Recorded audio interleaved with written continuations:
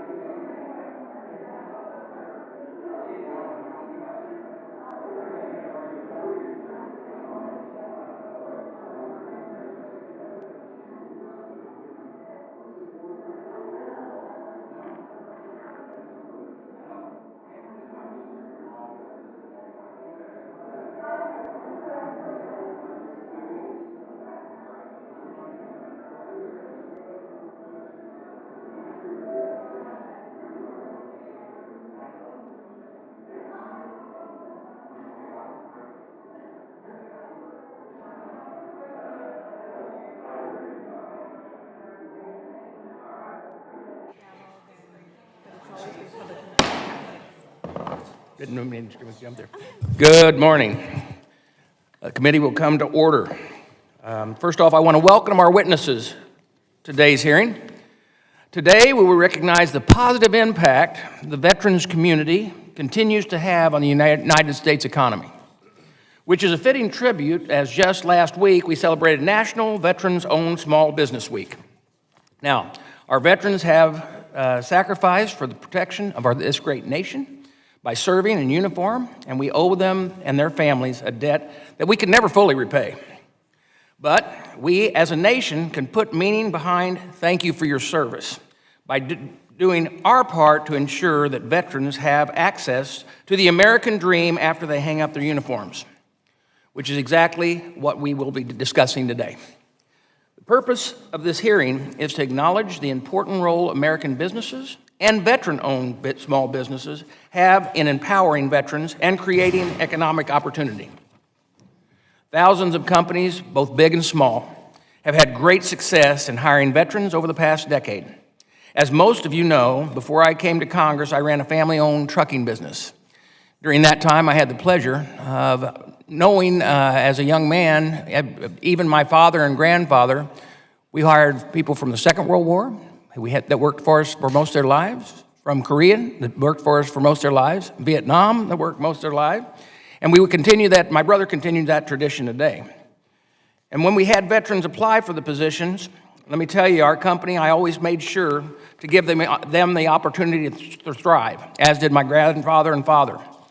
Because as a veteran myself, I knew the servant leader's heart ingrained in the veteran doesn't all of a sudden go away once they no longer wear the uniform. Research by Institute of Veterans and Military Families show that veterans possess exceptional team building skills and are highly trusted by colleagues in the workplace. We have seen this firsthand, the way a veteran hire can benefit in any business. And veteran-owned businesses have only strengthened the American economy. Over 3 million Americans are employed by 321,000 veteran-owned businesses in the United States. Together, these companies contribute $926 billion to the economy. That's an incredible investment, and the industry's veterans span from tech companies to construction, agriculture, defense, and more. Over 74% of businesses are founded by a veteran rather than being purchased or inherited. Making sure veterans can start a business and succeed as owners has long been a priority of our committee. And it's a personal priority of mine as well since I've been in Congress. Now, without veterans in the workforce, America would not be a world leader in innovation and economic growth. We are so grateful to have some of those corporations who hire veterans and personal veterans who own small business here with us today, including one from my own hometown. And I want to thank you for your service and for your continued to serve your community after you've left the service to build the economy. I'm eager to hear from our witnesses on the importance of hiring veterans and how we can increase opportunities for veterans during their transition to civilian life. I am also eager to hear how we can make it easier for companies and small businesses to be in a position to hire veterans. This means enacting pro-growth policies that are often at odds with the economy and economic decisions that are made by the Biden administration at this time, and that have been stifling that innovation. But with that, I want to take and recognize Ranking Member Takano for his opening statement. Well, thank you, Chairman Bost, and thank you for holding this hearing on the impact of America's businesses on veteran employment and opportunity. Before we begin, it's impossible to discuss employment without addressing recent news in the automotive industry. I'd like to take a moment to congratulate the United Auto Workers on a truly groundbreaking agreement with Ford, Stellantis, and General Motors. Thousands of veterans are members of the UAW, and in the words of President Biden when he visited the picket line, quote, "You deserve what you've earned, and you've earned a hell of a lot more than you're getting paid now," end quote. The agreement reached last week is a massive win for the UAW, American workers, veterans, and the entire United States.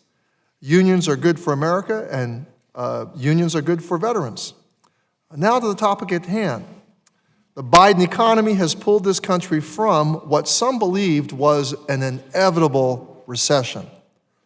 Unemployment is down, wages are up, spending is up, and inflation has cooled since the months immediately after the pandemic. Does that mean everything is perfect? Also, in the words of President Biden, come on, man. No, more work is needed. We need to raise wages for veterans in the workplace to reflect the wage gains of the 1% and company executives. Strengthen employment protections so Guard and Reserve members don't have to worry if their jobs will exist when they return from serving their country. Ensure that opportunities for veterans of all backgrounds are fair. Simplify the process for veterans to translate their skills in the military into the marketplace, and make it easier for veterans to start their own businesses. Chairman Bost, you and I have served together on this committee for more than 8 years now. Can you believe that? 8 years, oh my God. I want to thank you for introducing our resolution honoring this week as Veteran Employment Week. And while we may have our differences from time to time, and while there are certain issues on we will never see eye to eye, one thing I have appreciated about working with you is that whenever possible, we have done our best to find common ground. And I think we can both agree that the goals I've outlined are worth pursuing in this committee. Today, we have the opportunity to talk about some of this country's largest employers, along with some veteran small business owners and some from your own district. Veterans on average earn more than their civilian counterparts, but I hope we can learn why veterans' wages aren't growing as fast as non-veterans.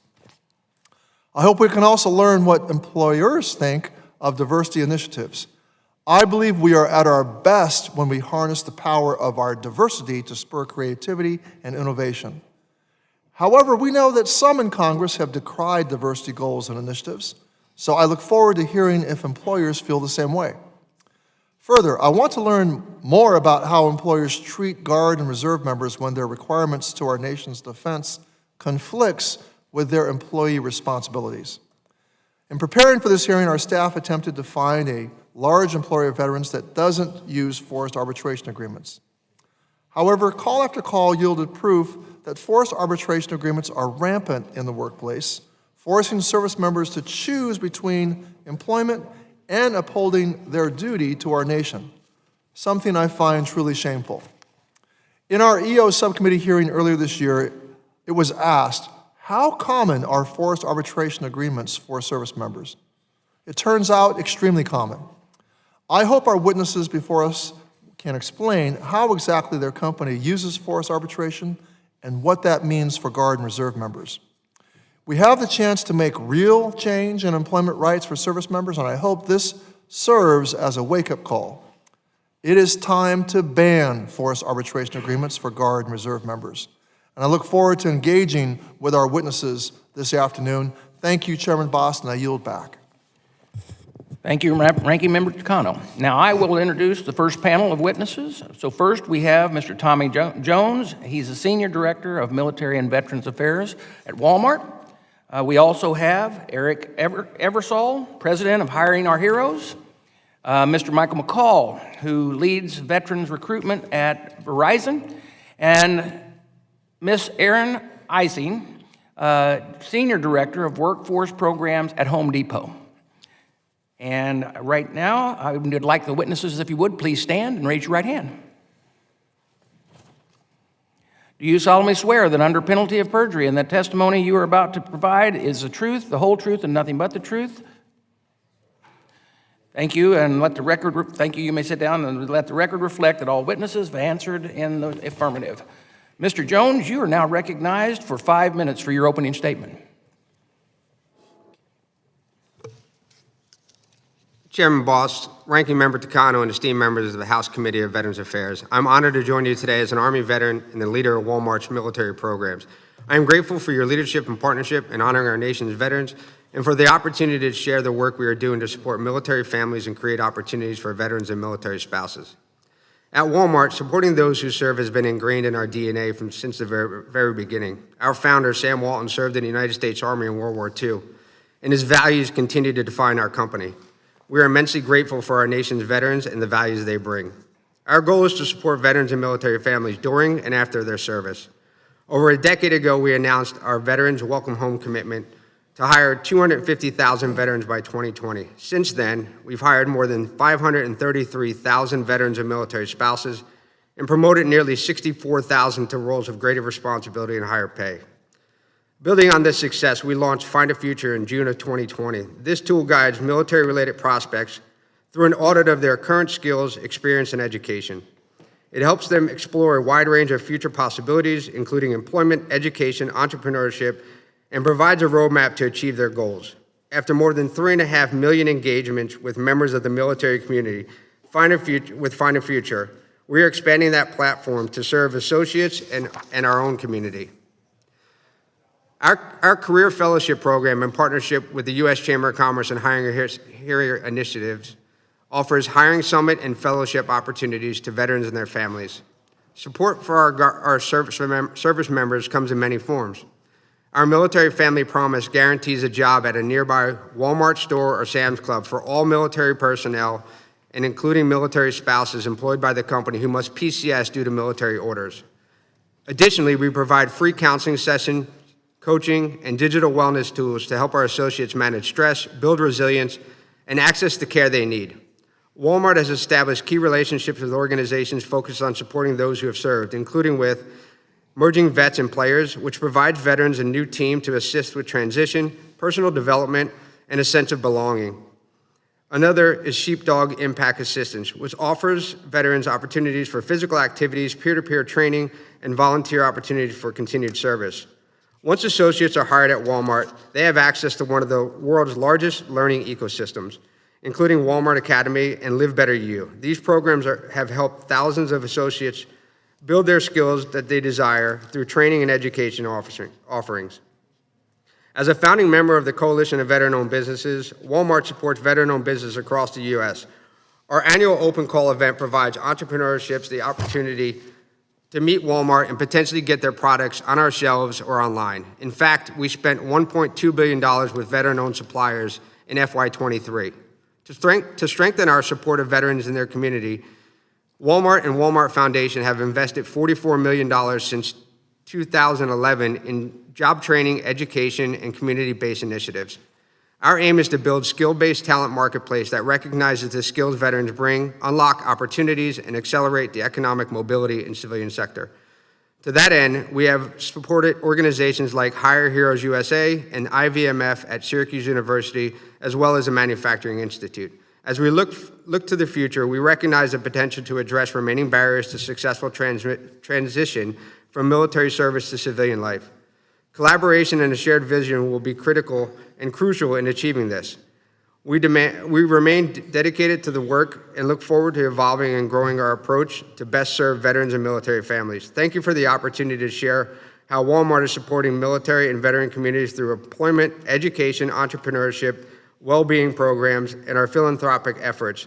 I extend my deepest respect and gratitude to my fellow veterans for their sacrifice and service, and I'm here to answer any questions that you may have. Thank you. Thank you, Mr. Jones. And the written statement of Mr. Jones will be entered into the hearing record. Mr. Eversole, you are now recognized for 5 minutes for your opening remarks. Good morning, Chairman Boss, Ranking Member Takano, and distinguished members of this committee. My name is Eric Eversole, and I'm the president of Hiring Our Heroes and a vice president at the U.S. Chamber of Commerce. I'm also a retired Navy captain. As many of you know, Hiring Our Heroes was created when there was a national crisis in veteran unemployment. In 2011, we had hundreds of thousands of service members, many of them who were young, returning home from war zones, and they were finding an awful job market.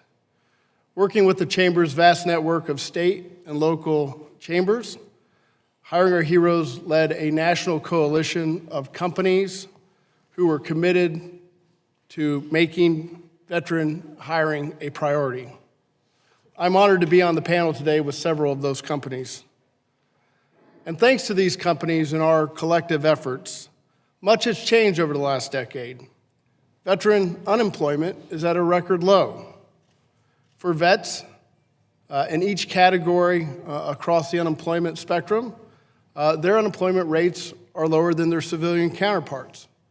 We've seen a shift, a paradigm shift, in how service members transition from the military. Gone are the days where they simply were sent home to fend for themselves, where many would spend months, if not years, trying to find meaningful careers.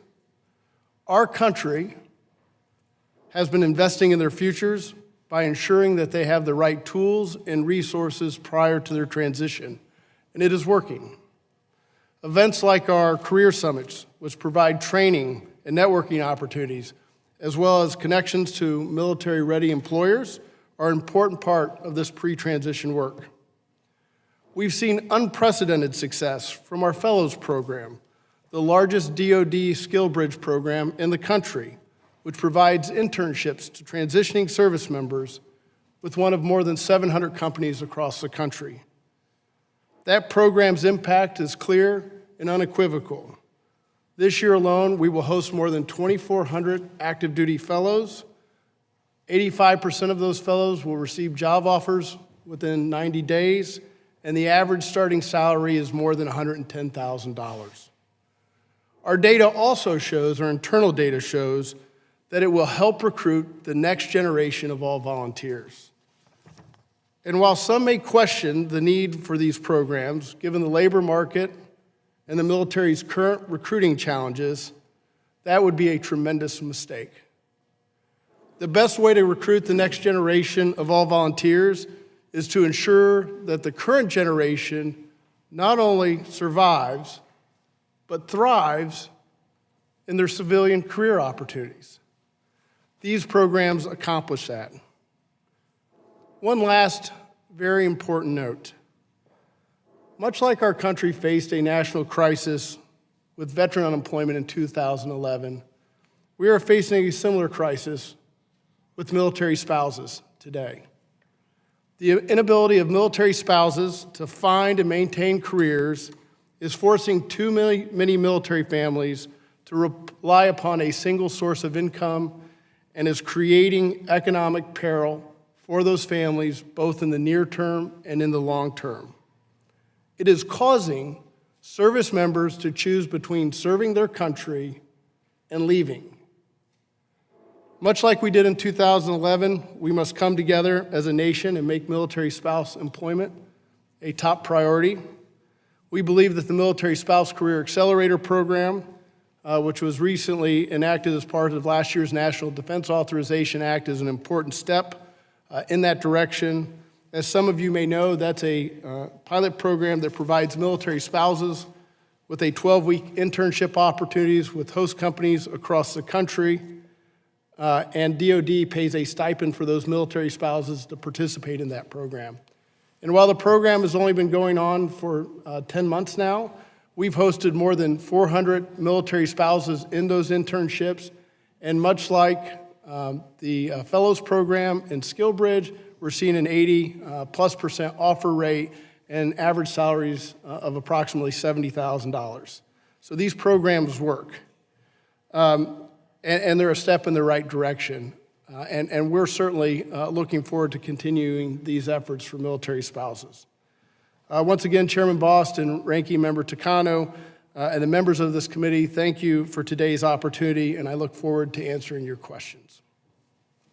Thank you, Mr. Ebersol. And Mr. McCoy, you are now recognized for 5 minutes. Chairman Bost, Ranking Member Takano, and distinguished members of the committee, thank you for the opportunity to testify on behalf of Verizon and the over 8,200 veterans and more than 500 military spouses we are privileged to employ. I am honored to be here. My name is Michael McCoy, and I'm the head of military affairs at Verizon. I am a proud third-generation service member, serving as an officer in the Army National Guard since 2011. Serving our veterans is not just a job for me, it is my passion. Military service is an honor, but it presents unique challenges. For example, I was deployed when my wife was 6 months pregnant and returned home when my son was 8 months old. The military is also all-encompassing and becomes part of your identity, but military service cannot last forever. Few understand the magnitude of transition from military to civilian life. Verizon strives to make it as frictionless as possible. Today, I would like to share with you how we recruit and support veterans. At Verizon, we believe that veterans make our company better. In addition to providing for our national defense, the U.S. military is the greatest job training program in the world. It cultivates individuals who are disciplined, skilled, thrive under pressure, making them ideal for hyper-competitive communications industry. Military service imparts both hard and soft skills that translate into a variety of critical jobs at Verizon. We recruit pilots to fly drones for disaster response and engineers to build our best-in-class networks and protect them from cyber attacks. For all of these reasons, we enthusiastically recruit, retain, and engage the military community. Verizon is proud to be recognized for this. We've been named the #1 military-friendly company in the U.S. 3 times. We have also been ranked #1 by Best for Vets and received numerous employer support of the Guard and Reserve Awards. Verizon relies on a 3-pronged approach: recruit, retain, support. To attract separating service members, we host a web page for veterans and military spouses that provides information on needed skills and open positions within the company. Verizon also works with the Department of Defense programs such as SkillBridge and the Transition Assistance Program, TAP. Through SkillBridge, we provide separating military personnel with civilian work experience through internships and training during their last 180 days of service. Regarding the TAP program, we are working to expand our relationships with TAP centers, but we believe that TAP may be under-resourced, and there is an opportunity to expand their impact. For example, enabling virtual classes in addition to those in person would allow employers to reach more potential hires. Another valuable recruitment program is the Hiring Our Heroes Corporate Fellowship Program, offered through HOH, which gives Verizon access to a broad pool of military talent. Through our partnership with the DoD and the U.S. Chamber, we have trained 215 service members and hired 183. 90% of these participants are still with Verizon today. Finally, we have strong partnerships with other career readiness veteran serving organizations, namely 50 Strong and 4Block. But with over 100 VA-recognized veteran organizations, the amount of information can be overwhelming. Guidance and coordination from the VA could help filter what is most relevant. At Verizon, we believe that retaining our veteran employees is just as important as recruiting them. We do everything we can to ensure they are valued and supported. To give veterans a continued sense of camaraderie and the opportunity to serve others, we established an internal employee resource group called VALID. This gives veterans a forum for support and career guidance. It also hosts volunteer projects that provide thousands of hours of veteran-focused community service annually. This includes raising awareness for the Affordable Connectivity Program, ACP, which provides eligible veterans with broadband service, a program we urge Congress to continue funding. In addition, we help veterans register and track changes for earned benefits. For example, this year, we partnered with the VA's communications team to inform our veterans of the passage of the PACT Act. Finally, for our employees in the National Guard or Reserves like myself, we provide a generous military leave policy, including gap pay for up to 36 months. In closing, I would like to thank you for holding this hearing. As the committee considers ways to advance opportunities for veterans, Verizon stands ready to work with you and support the men and women who have bravely served our country. I'm happy to answer any questions you might have. Thank you. Thank you, Mr. McCoy. Ms. Eisen, you are recognized for 5 minutes. Chairman Boss, Ranking Member Takano, and distinguished members of the House Committee on Veterans Affairs, thank you for the opportunity to testify today. As a military spouse and mother of U.S. Marines who have separated from service, this topic is very close to my heart.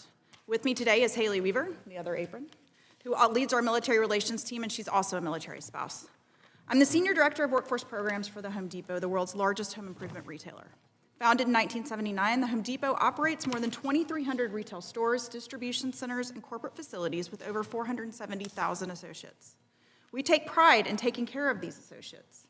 One example is the investment of approximately $1 billion in annualized compensation increases for our frontline hourly associates announced earlier this year.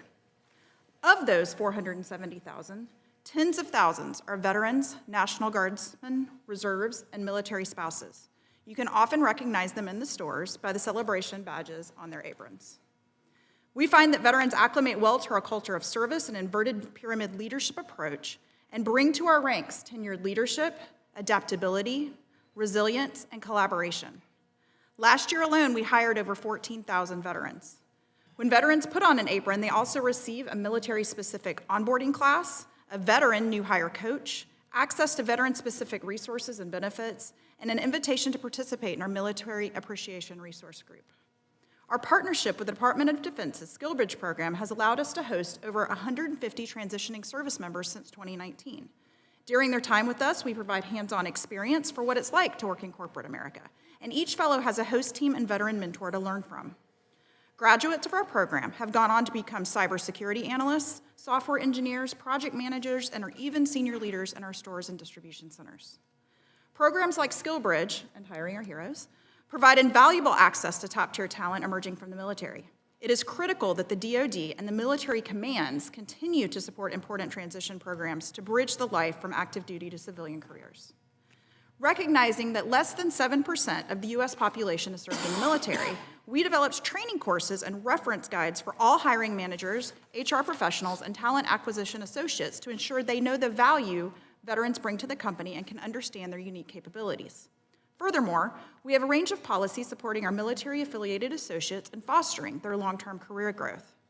To stand by our National Guard, active duty, and reserve associates, we recently enhanced our military leave of absence policy. This update includes a substantial full pay benefit for up to 7 consecutive days, complementing our existing supplemental pay policy, ensuring that associates who temporarily step away from their role at Home Depot receive the financial support that they deserve while serving our nation. We also offer international LOA for spouses following their service member on an international deployment. To further support these military spouse associates, in 2020, we created the Military Spouse Job Transfer Policy. This program guarantees a job offer at one of our stores or supply chain locations when they relocate under their spouse's orders. With available positions across thousands of U.S. locations, we can provide a stable career across their moves. Looking outside our own hiring, we provide transition support for all veterans. This summer, we launched Mission Transition online. Created by veterans and for veterans, this series of courses is designed to empower servicemen and women and equip them with the soft skills necessary for a seamless transition, like translating their military experience into a civilian resume and the importance of branding and networking. These classes are free to the public and found on our careers website. Turning to veteran communities. In 2011, the Home Depot Foundation recognized the growing crisis with veterans' homelessness and pledged to invest $500 million in veterans' causes.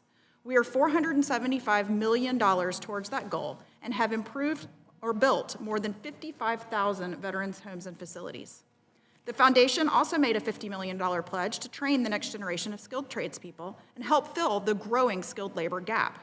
The foundation's military program, in partnership with Home Builders Institute and SkillBridge, is offered on 10 military installations, including Camp Pendleton and Congressman Levin's district. Over 3,000 transitioning service members have graduated from this 12-week program, equipped with industry-recognized certifications and ready to start a new career in the trades. Beyond the Foundation's military program, the Home Depot also helps other veterans and others interested in working in the trades to start their careers, first through our free construction skills program, and then by networking with our hiring professional customers to find a job in their area. More information on all of our Path to Pro workforce programs can be found at pathtopro.com. We are proud to have been named a military-friendly employer, spouse employer, company, and brand, as well as Forbes' Best Employer for Veterans, among other awards. As you can see, I take immense pride in representing a company that has held an unwavering commitment to military families and veterans and communities. Members of the committee, thank you for having us here today. I look forward to answering your questions. Thank you, Ms. Eisen. And we are now going to go to the time of questioning, and I will yield myself 5 minutes. Mr. McCoy, as supporters of veterans employment, what do you see as, and this is a big question because that's one of the main reasons we're having this, what do you see as the biggest barriers to hiring veterans, and how can this committee help improve the opportunities for veterans and eliminate these barriers? Thank you for the question, Chairman. One of the barriers is aggregating veterans. We are elusive. None of us are currently wearing a uniform right now. How can you tell we're a veteran? And finding those veterans in our communities doing the work that they're doing is difficult. As several people have mentioned, only 7% of our population have served. So we work to find them wherever they are. We've been very successful with the Hiring Our Heroes program. We take part in every single opportunity that they offer. We go to military bases, Camp Pendleton. We go all across the country to find them. One of the things that can help us be more successful is having some type of employment coalition connection team at the TAP centers. Oftentimes, finding somebody who you can work with is difficult.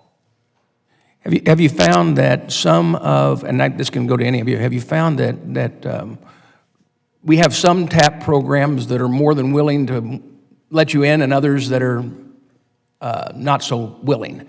And what problems do you face when they're not so willing? Thank you. That's a great question. What we see is everybody is stretched very thin. There are hundreds of service members who are looking for opportunities to learn how to translate their skills, their experience, the time in the military, what that looks like, what a right resume looks like. And so we work with them to figure out how we can help supplement any of the work that they're doing by participating in career workshops. We're very active at military bases to help in those kinds of capacities, and we do that as best we can to help service members.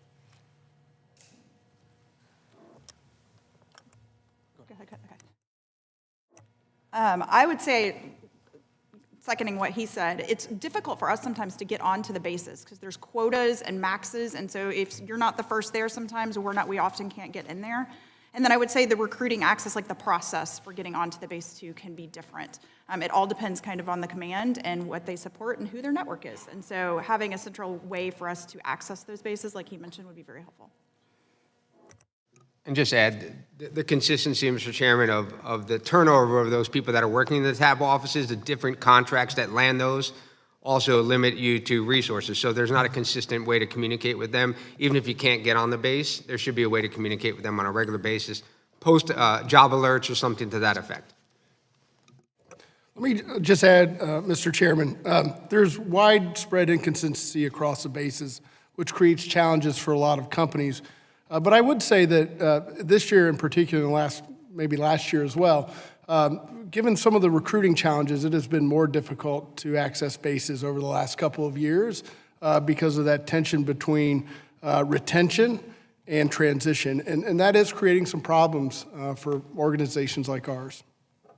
I think you hit the nail on the head there, because it is a case where it is not a natural reaction for DOD to try to encourage their service members to leave, okay? And especially at a time when recruitment's down and everything like that. Mr. Jones, when a veteran is hired by Walmart, what programs do they have access to on the day one that they can continue to grow as an employee? A great question, Mr. Chairman. So we have LBU, Live Better University, and we have training curriculum. So it's state-of-the-art training, $0 that costs anything for them to be able to upskill, reskill in any certifications, focusing on whether they want to focus on STEM education. In addition to that, we have the Find a Future platform that we've launched. That was initially focused externally.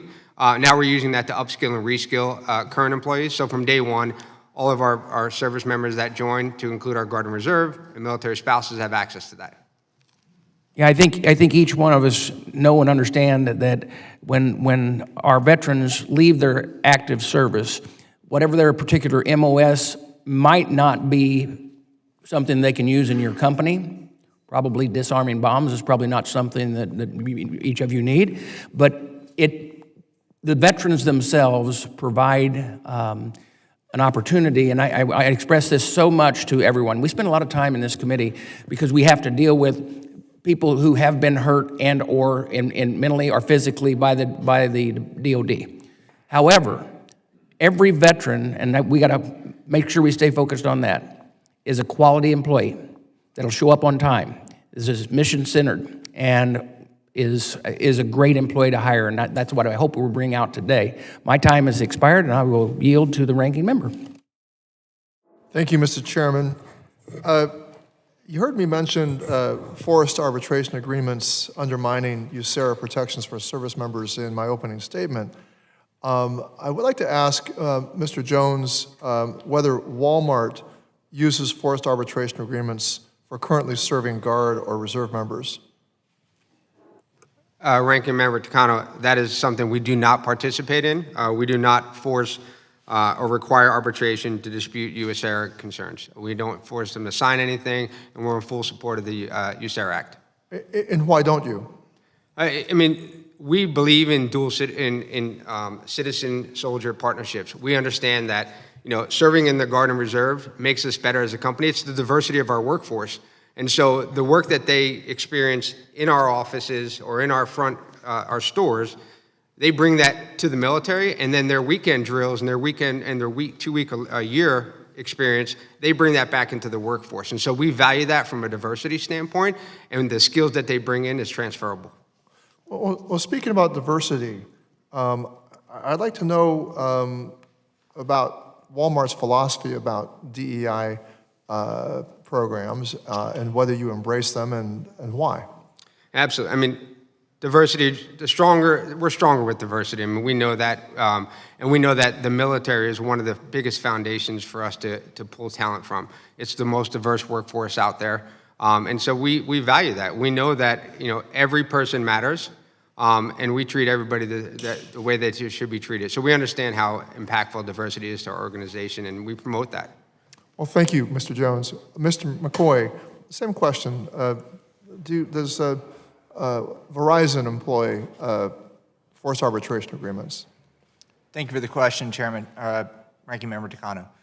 We work with our legal teams to ensure that we comply with the full rights and laws of USERA. As a currently serving guardsman, I understand how difficult it is to leave work in the middle of the week, at the end of the week. And so we do everything we can to ensure that we are completely complying with USERA. As our specific forced arbitration policy, my legal team will respond back with that of more detail. Well, thank you. Thank you. And with regard to DEI and in diversity initiatives, fully embracing at Verizon? Yeah, thank you for the question again. The diversity of the military is unmatched anywhere else in our workforce. We work actively to ensure that we are finding veterans wherever they are. We work with different groups. We look at different groups that aggregate veterans by how they identify, wherever they're at geographically, wherever their heritage and lineage is. We work with all of those groups to ensure that we're actively finding the top talent in these groups to recruit them to Verizon, and then we work to retain and support them. It's not just with respect to veterans, you're looking for diversity in all different manner. Is that correct? That is correct. Ms. Eisen, could you comment about whether Home Depot uses forced arbitration agreements with current serving and reserve members? In general, Home Depot does not have arbitration agreements in any of our employment contracts. In very rare cases, you might find them where we acquired companies, an agreement was already in place, but in general, no. Okay, but so when you acquire companies, they may have in place arbitration agreements for Guard and Reserve members, but you do not employ them with your own employees. No, correct. And can you comment as to why you don't? I can't. Okay, fair enough. What about DEI, diversity, equity, and Home Depot has many DE&I and equity programs. We fully embrace them. Veterans causes are just one of them. And we do a lot that I feel actually is very impactful. I'll give you one example from a veteran's perspective. I talked about our fellowships in my testimony. 72% of the people that we have hosted through our fellowships are diverse by self-disclosure. And so we really feel, because the military over-indexes, as somebody already stated, on being diverse and being over-educated, that when you hire those people, that's what you get when you hire veterans. And so your DEI initiatives are not just focused on veterans, but the full gamut from gender to Yes. Ethnicity, race, all different backgrounds. Right. Do you believe that, does Home Depot believe that diversity is actually a strength? I would say that we believe our associates of all types bring us and make us our strength. So we've got all different genders, backgrounds, and we do support them through different DE&I initiatives. Well, thank you, Ms. Eisen. I yield back, Mr. Chairman. Thank you, Ranking Member. Representative Franklin, you're recognized for 5 minutes. Thank you, Mr. Chairman, and thank you to our panel for being here today. I appreciate everything that you all are doing, both in your professional capacities and also in your service to our country. not to be overlooked, Ms. Eisen. My wife would be, she would scold me if I didn't acknowledge that the role you have as a military spouse and a mother is just as important and challenging and sacrificial as all the gentlemen there to your right. But also what you all do in your leadership roles for businesses throughout the country. Obviously, you guys are huge companies. You have a lot of assets to pour into this, but I would tell you that there are hundreds of thousands of smaller businesses out there that are looking to your initiatives to figure out what can we steal from those guys, what are the best practices. So I can tell you as a former veteran business owner too, I would often look to the things that you all are doing to see, is that something we could integrate?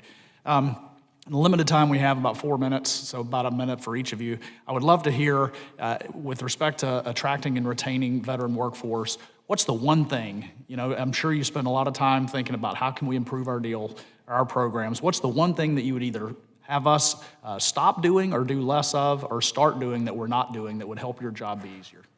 And Ms. Eisen, I'd like to start with you and just go down the line. Got probably about 45 seconds each. Gosh, it's hard to pick one and fit it in 45 seconds. Just one thing that's most impactful. So one thing that would be really impactful for you guys is help making transition a priority in the commands. We've talked about how they've got a lot on their plates, they've got limited people, and so to be able to give up these people to do like a Hiring Our Heroes program, it's very difficult, and we've had challenges where we've identified someone that wants to come to our fellowship program, makes it through our interview process, we're ready to bring them on, and then their command decides that they just can't let them go. And so we lose that fellow, or we've even had them in our program get called back and get promoted, which is a good thing, but get pulled back out of the program. So making that transition and kind of protecting that time a priority would be very helpful, especially at the junior enlisted level. We hear that frequently. Yeah, Mr. McCoy. Yeah, thank you for the question. I would say one of the things that you could do to help us all would be to continue to talk about and support transition programs throughout all phases of a career. When we look at how we go to AFSCs, we go to MOS schools, all of the different professional military education that we go to, talking about what skills you're gaining when you go to those. And that helps us build a repertoire throughout the course of our career that when we transition, we know we've built these skills. We know who we are. We understand what value we bring to the workforce, and continue to talk about that. And as my good friend Sergeant Major of the Army, retired Tilly, says, talk to us old veterans. We want to help. Do you feel that they communicate those skills well when they are out there in the job force looking? I know we try to help them a lot through TAP and all, but translating military skills, whether it's ordnance disposal to civilian skills, do they do a good job of that, or can we do better to help them? We could do better. It's hard sometimes, though, to talk about some of those very outside of the traditional civilian employment skills of how you translate it, but it's talking about the generalities of leadership, time management, success that you've had that helps. Great, thank you. Mr. Jones. Sir, I don't want to duplicate efforts, but I think the Skill Bridge program and programs like Hiring Our Heroes Fellowship Program, those programs give a preview and help educate the civilian population on the skills that service members bring. So it's an on-the-job training program that allows them to really understand. It's really easy to focus on hard skill, right? Cybersecurity to cybersecurity. But as a first sergeant, leading a communications team and moving into talent acquisition, that's my soft skills that allowed me to do that, right? And so you don't get that, reading a resume. And so I think there's an opportunity to really focus on how do we talk about service members of this generation. World War II is known as the greatest generation. I would say that this generation is the most educated military workforce we've ever had. And so what are we doing to promote that? I think there's an opportunity there. And we do that through these programs that we have, right? Getting it out into the communities, into the civilian corporations, and that really gives them a good understanding and peek behind the curtain to understand what this talent really is about. We chose to serve in the military for a purpose. Okay, Mr. Everson. Thank you, sir, for that question. Very quickly, I think we need to support, bolster, and protect SkillBridge. After doing this for a decade, the majority of service members that we serve and we see come out, they are relying heavily on their soft skills when they come out, their leadership, their resiliency, and those are the hardest things to show to a potential employer. I can put that I'm a great leader on my resume, but nobody's going to buy it until they actually see it in the workforce. And so to protect these service members and these SkillBridge opportunities allows them to showcase their skill sets in a work environment and allows them to get hired and brought in at the right level, which helps with retention and all the other things that go along with employment. Great, thank you. Mr. Chairman, I yield back. Thank you. Ms. Brownlee, you are now recognized. Thank you, Mr. Chairman. I appreciate that. I was going to go down the line of mandatory arbitration, but I'm going to switch gears here since the ranking member has asked that. So I'll focus on gender pay, equal pay. I mean, one thing about the military, there are a lot of good things about the military, but one really good thing about the military is that there's equal pay amongst men and women within the military. They come out of the military, and the Pew Research Center did polling to say that we are still falling behind by an average of $7,000 of a pay differential between women veterans and male veterans. And so my question really to all of you, what are your organizations doing to eliminate the gender pay gap across the board, regardless, actually, of veteran status? Thank you, Mr. Congressman.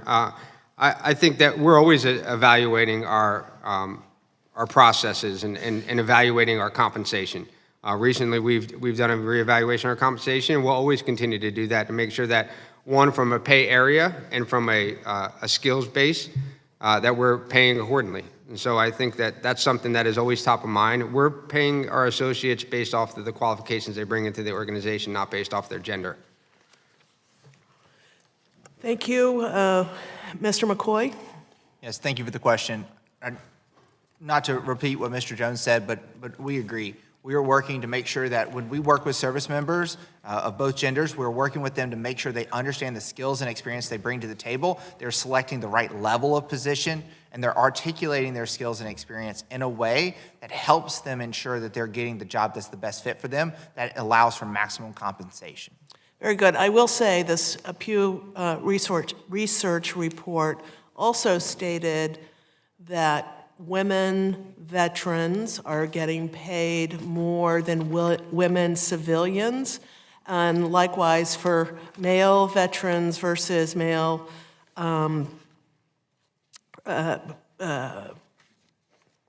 citizens. So I guess, the question is when you say, well, it's about their abilities and so forth and so on, to me, it seems as though what's really happening is the people coming in from the military are more qualified, therefore getting a higher pay than their male or female counterparts.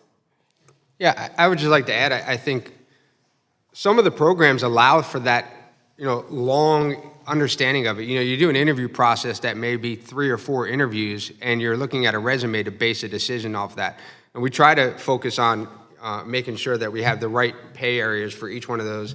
But as you start to be able to evaluate and understand the additional skills that person brings into an organization, when you have a program like the fellowship program where you have a 90-day evaluation of that person, you're understanding a little bit more level of detail of their skills.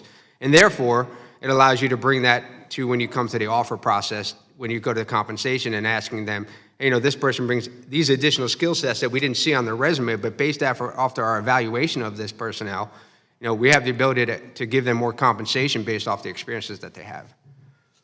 And I think that's really important. I'll comment too. In addition to what he said, I think it's important to note not just what they get in the initial wage, it's also the ongoing investment that companies make to make sure they have a best associate experience. So benefits, bonuses, job and career development. And we see that at Home Depot, especially in our stores, 90% of our leaders started as hourly associates. So even though they may come in one place, it's also helping them advance and move quickly based on the capabilities that they have. Thank you for that. I think the data that I'm speaking of incorporates, all of the full package as well. So I just have a few seconds left. So I just wanted to ask, I commend all of you for reaching out to our veteran population for their employment. I also commend you for hiring disabled veterans as well. So I'm just wondering, what are you doing in terms of accessing more disabled veterans to accommodate them either at work or their ability to work from home? Thank you for the question. We have a lot of accessibility. We service dogs, equipment, whatever that needs, we work with them to find the right solution. And I'll just add, on day one, we were introduced to during the interview process, we talk about accessibility, but on day one, they're introduced to our accessibility team. Anybody that has a need, that to be able to better allow them to perform their duties at work, we're going to accommodate them to the best of our ability. My time's up. I yield back. Thank you, Ms. Brownlee. Dr. Miller-Meeks, you're recognized for 5 minutes. Thank you, Mr. Chair. And I also want to thank the chair for having a hearing on something that reflects positively on our veterans, and that is the tremendous attributes that they have that they bring into the workplace. So often we're focused on mental health or suicide or PTSD, and we get this thought that all veterans are like that. So as a veteran, I'm just going to say I really appreciate that we're talking about the positive attributes of veterans. One of the things that our state of Iowa did, I was director of public health, so I was instrumental in this with our governor at that time, Governor Branstad, to do a home-based Iowa initiative. And our home-based Iowa, you're nodding your heads, you know very well of the program, was precisely to get veterans employed. And along that same time, what we also did was to have no state income tax on military pensions. And that's helped attract more veterans to our state, and we're delighted to have them. For my part, it was working with licensure and licensure laws, both for veterans, recognizing their training within the military, but also veteran spouses. So this question's for Mr. Jones. What ways can the Department of Defense and the Department of Veterans Affairs better prepare our service members to be successful in your company or the other panelists, or a company or a similar one as they transition from military to civilian life? Thank you, Mr. Conner, and thank you for your service. There's many ways that I think you all can help us. We touched on it a little bit. Really focusing on educating them left of transition, right? Allowing them to understand where their skills are best utilized. And I think we talked about hard skills and soft skills. I think about the ABSVAB, right? So when I joined the military, I took the ABSVAB, and I had no idea that I would be good at as a commo guy for 20 years in the Army. Right? 20 years later, if I would have reverse engineered that and took the ABSVAB on the way out, that might paint the picture of what I could be now, all the skills that I learned. Again, Michael talked about we're the best trained workforce in the world. We have the best training organization, the best leadership training, right? And so reassessing those is I think, the biggest piece of doing it, and doing it left of transition is really important. Thank you. Mr. McCoy, in your testimony, you mentioned that Verizon has a special dispensation for employees who serve in the National Guard and Reserve. Could you elaborate on that? Yes, thank you for the question. Thank you as well for your service. And Home Base Iowa, good job. We have the opportunity to make sure that we're asking service members, whether they're currently serving or they're veterans, to self-identify. In that, we then work with them to make sure that they understand, hey, when I go out on military leave, it's not a bad thing. And so the military gap pay provides the opportunity to cover up to the Verizon base salary compared to the base salary, so we're talking base to base, in the military. This doesn't account for any kind of special pays or flight or any of those other things. That makes sure that they are full when they're gone, that if their military pay is much lower, they would be made whole. My last deployment, I had an individual who was a CTO at his company. He was an E5. He couldn't deploy. He would have lost his house. And so, making sure that we find ways to keep our guardsmen and reservists in uniform helps our nation. Thank you for that. And Ms. Eisen, first of all, I really appreciate my 10% discount as a veteran at Home Depot, so I'm just going to throw that out there. Does Home Depot partner with the VA and the Department of Labor, and what recommendations would you have for improving opportunities for transitioning service members to connect with civilian employers? Yeah, we certainly partner with Department of Labor. We partner with a lot of partnerships, SkillBridge, Hiring Our Heroes, across the way. And I would say keeping those partnerships, making sure Congress supports them, like we've been talking about, is critical. I would also say, and we touched on this a little bit, the hard skills versus the soft skills. And usually when we say soft skills, people think, oh, they need to know how to write the resume or how to do the interview. But it's really being able to talk through how, Chairman Bost mentioned an artillery person. My husband was a tanker. So talking about how when you're a tanker, what does that mean when you come to the civilian workforce? and he is now a middle school teacher. So translating tanker to middle school teacher isn't something that generally a class is going to teach you how to do, or that you're going to get from a military skills translator. So making sure that we're giving enough in those classes to talk through some of those things so that they can fully, articulate their transition would be very helpful. Even though it's been a while since I've been in military school, I can readily see how a tank commander would be able to navigate middle school. But with that, thank you to our panelists. Thank you, Mr. Chair. I yield back my time. Thank you, Dr. Miller-Meeks. Mr. Levin. Thank you, Mr. Chairman. Thank the ranking member. I thank you, gentlemen, for making this Veteran Employment Week. I was telling staff in our Economic Opportunity Subcommittee, every week is Veteran Employment Week, but nonetheless very grateful. Grateful also to the chairman of the Economic Opportunity Subcommittee, Mr. Van Orden, and I was honored to get to chair that subcommittee myself for 4 years. And we're going to continue working together to do all we can to try to get every veteran a great job. And I'm also thankful to all of you for the work you're doing at Camp Pendleton. I'm hopeful, as I heard about base access, that you have all the access you need at Camp Pendleton. I saw it kind of nod that way, so maybe we could speak after. You could speak with my staff after to see if we can do anything to help you in that regard. I wanted to ask you about making sure that we're hiring enlisted and officers, and that we're giving both the time and attention necessary. I think everybody that serves has unique skills, experiences, aspirations, and I think it's our duty as a grateful nation to make sure everybody has a chance to succeed. Sometimes our enlisted service members are overlooked. I have seen that, and that's despite the valuable skills and valuable life experiences they're bringing to the table. And so I'll start with Mr. Jones. In your company's veteran recruitment work, and I was very impressed to hear about what you're doing, how do you ensure that enlisted veterans specifically have opportunities both in the retail side and then in the higher paying corporate jobs? Thank you, Mr. Conklin. I appreciate that. And I think what better commitment and what better example is Walmart hiring as their senior military personnel an enlisted guy, right? So I think that that's an example of the commitment. We didn't plan this in advance. Wasn't planned, right? We were text messaged it, but it didn't come through.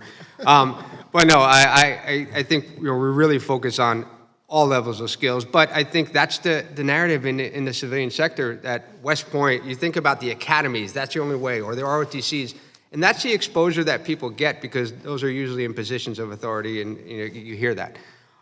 So again, it's storytelling. Internal storytelling of the personnel that are inside of your company and understanding those people and telling their stories. So-and-so was an infantryman, now is a truck driver. So-and-so was a medic, and now is leading an IT as a project manager. So internal storytelling, I think, is the most critical thing that we can do, not only to educate the civilian population, but for the other veterans in our organization to stand up and be counted and really pay it forward to those others, right? And so we see a lot of that, a lot of referrals from those types of actions, right? They're proud of their service after we tell that story, and they bring the next person on. And so that's how we've really been focusing on it here, sir. Appreciate that. Please keep at it. Ms. Eisen, I want to ask about SkillBridge. I have noticed that participation rates in SkillBridge are lower for enlisted than for officers. Curious if you know in your company's SkillBridge program, what percentage of participants are enlisted versus officers? I don't have the exact stat. I will tell you it is, it's harder to get the junior enlisted. They are, the commands are less likely to give someone who hasn't had 20 years in the military the time away toward the end of their time with us. And so they're harder to find. And we have stood up programs very specifically focused on the junior enlisted. We have a program to become a tool tech that's in our rental centers. We have a program for our IT help desk. We have a program for store leadership in the department supervisor level. But our biggest challenge is finding the people to come be in the program, and especially with the locations and with the relocations, that makes it hard too, because if they're finishing their time in Virginia, but they want to move to California, the relocations across can sometimes be difficult with the SkillBridge program as well. So it's actually just finding the people and getting them into the program seems to be harder. I will say too, with retail, and I'm sure Walmart can appreciate this as well, 1 in 12 people, 1 in 12 veterans work in retail, but 1 in 4 people in the United States work in retail. So veterans just don't think of retail as a place that I can go and have a second career. Even though, as I mentioned before, 90% of Home Depot's leadership in the stores started as hourly associates. So they just don't think of it as a place to go, they think of it as a cashier. So we could use help in making sure that service members understand the breadth of opportunities in front of them too. It's not just that they have to go out and find logistics if they were doing logistics in the military. Their skill set can translate across a wide range of industries. Very much appreciate that answer, and I think you have our commitment. We're going to do all we can to continue to improve TAP to be responsive to everybody across the board, enlisted and officers alike. And I'm out of time, but let me know about Camp Pendleton, will you, please? And I yield back. Thank you. Thank you, Mr. Levin. General Berkman, you're recognized for 5 minutes. Thank you, Mr. Chairman. Ms. Eisen, do you have an actual tool belt on that orange apron? Not on this one, but the one I actually wear in the stores, yes, it is full. Okay, well, one of my proudest possessions, actually, I have a couple of them, each from the Home Depot stores in my district, signed by the veterans there. And I, like Dr. Miller Meeks, thank you for the 10% discount. I decided to invest some of my grandkids' inheritance in it. So, but to the point here, Mr. Chairman, thanks for holding the hearing. And thank you for being here. And what I noticed in your initial testimony was the subject of access at the bases. And I think we might have a rare opportunity here to maybe take this hearing, you as a group, over to armed services at some point in military personnel, because roughly just under 70% of the people that you're going to hire are still committed to the individual ready reserve under their 8-year contract. So when you think about access to the bases, when you think about who is the target market, if you will, for your recruitment and hiring, when they leave active duty at Camp Pendleton, or pick your fort, or pick your naval base, or your Air Force base, they still have a commitment to the individual ready reserve. So my question to you is, have you all looked into what the different services might do as far as they maintain contact with the individual ready reserve? Sometimes there's IRR musters, other things. Anybody got any thoughts on that? Any background or experience? Mr. Congressman, I would say that I'm not aware of anything that we've done with IRR in my experience and in my previous experience. I think it's a great point. It's something we should look into, but I think the access still is going to be limited. I mean, we have challenges right now reaching service members in our own companies, so I think accessing them externally is going to. Well, when you think about here, you have these and largely young men and women, whether it be officer and enlisted, who have been in pretty intense military engagement since they put the uniform on, and now they're in a transition phase. Some of them are going to be looking for work immediately, others not so much.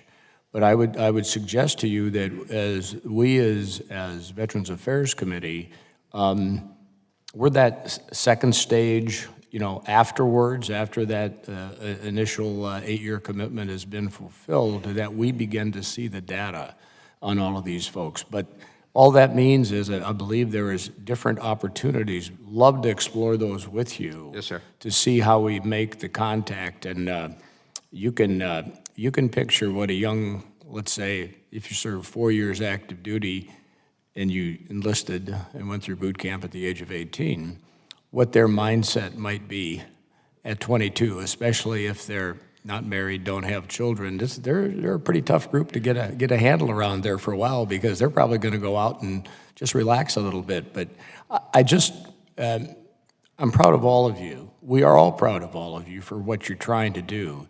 Let's see if we can figure out, in fishing terms, a way to throw that net or expand the net so that we get the message across. Sir, I think you bring up a really interesting point. Some of the things, I think extending, nobody wants to extend an enlistment, but you think about what we did with the warrior care units As people got into those transition units or those warrior transition units, maybe there's an opportunity, again, looking left of transition as an opportunity to work with those that are transitioning out of the military. I think one of the things that I failed as a non-commissioned officer, I thought I was a pretty good non-commissioned officer. One of the things that I failed is my transitioning service members. I basically said, we're going on, we have missions, we're going back to combat, and I failed that. And so I think in my civilian life, I've had the opportunity to kind of make. I hate to cut you off, but you're eating up my time here. Yes, sir. Okay, but I will, because as a good NCO, you did exactly the right thing, because you've got to take the next unit to the fight, and those who are leaving, they've served honorably, have a nice life, move on. Now, how do we bridge that gap? Thank you, Mr. Chairman. I yield back. Thank you, General, and Representative Beluzio, you're recognized. Thank you, Mr. Chairman. Hello, everybody. Mr. Jones, I want to just start with a quick clarification for your answer to Ranking Member Takano's question about forced arbitration. I understand you're not using those for folks, Guard, Reserve, so USARA, SCRA issues, but is Walmart using them for other employees? No associates at all, sir. Good, thank you. Thanks for that clarification. Shifting gears, I want to talk a bit about military spouse, service member spouse issues. Ms. Eisen, I may start with you. I understand Home Depot has a spouse job transfer policy guaranteeing a job to one of your military spouse workers when their service member spouse is transferred or reassigned or has orders elsewhere. Can you give me a sense of what is that program? How does it work? Has it been a success? What have you learned from the program? Sure, I'd love to talk about it. So the stat I will use is that military spouses cross state lines 10 times more than their civilian counterparts. So when you're moving every 2 to 3 years, it's very hard to have a career. And when you have a family and you're having to go find childcare and you're buying a new house and you're doing all the things that come with a move every 2 to 3 years, it's hard to focus on your career. So what we do is we have a transfer program. So if you're working at one store, distribution center, or location and you move on spouse's orders, we will help you find a job and where you're going. And almost all bases have a store within 30 miles of it, so we can guarantee that we will have a job offer for you wherever you go.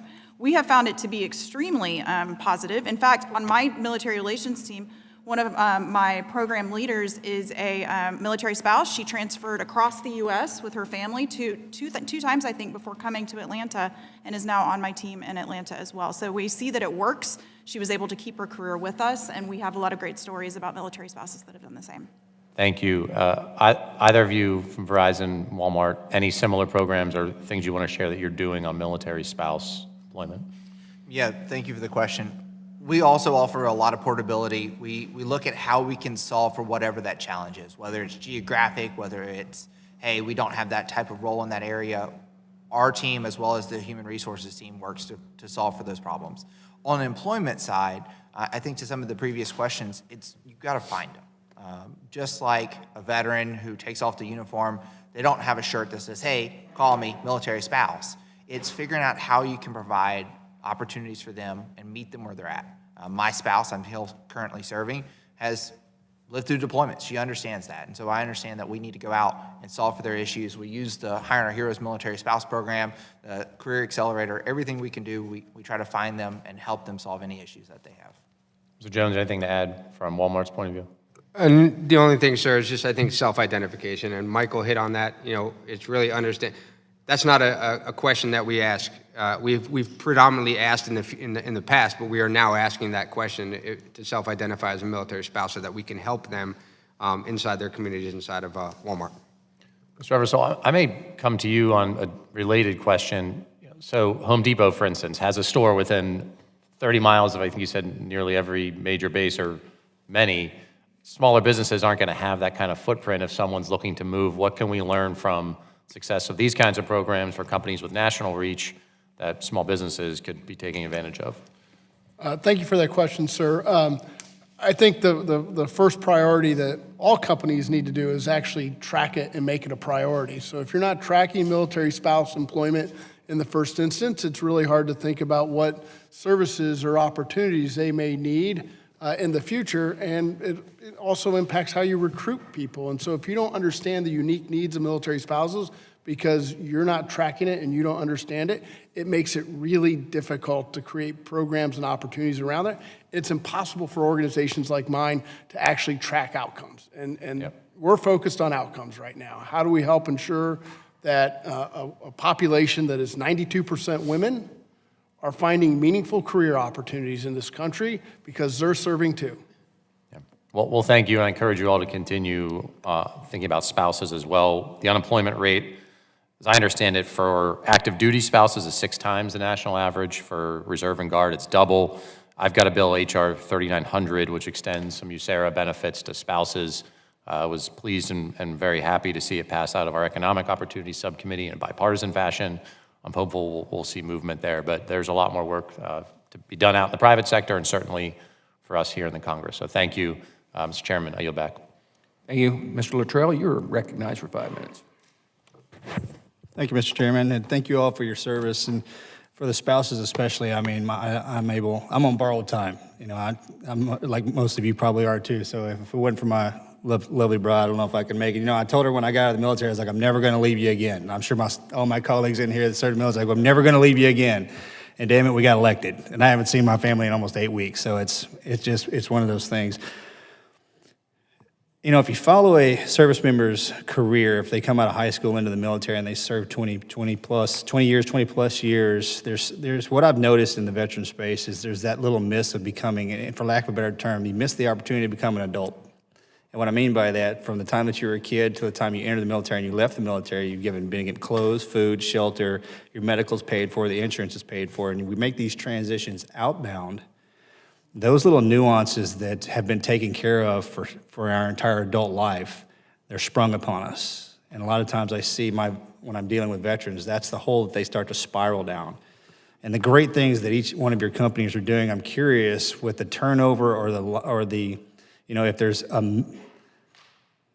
something that we could pinpoint, are there problematic issues that you see in the veteran space that maybe we could start addressing in the DoD space?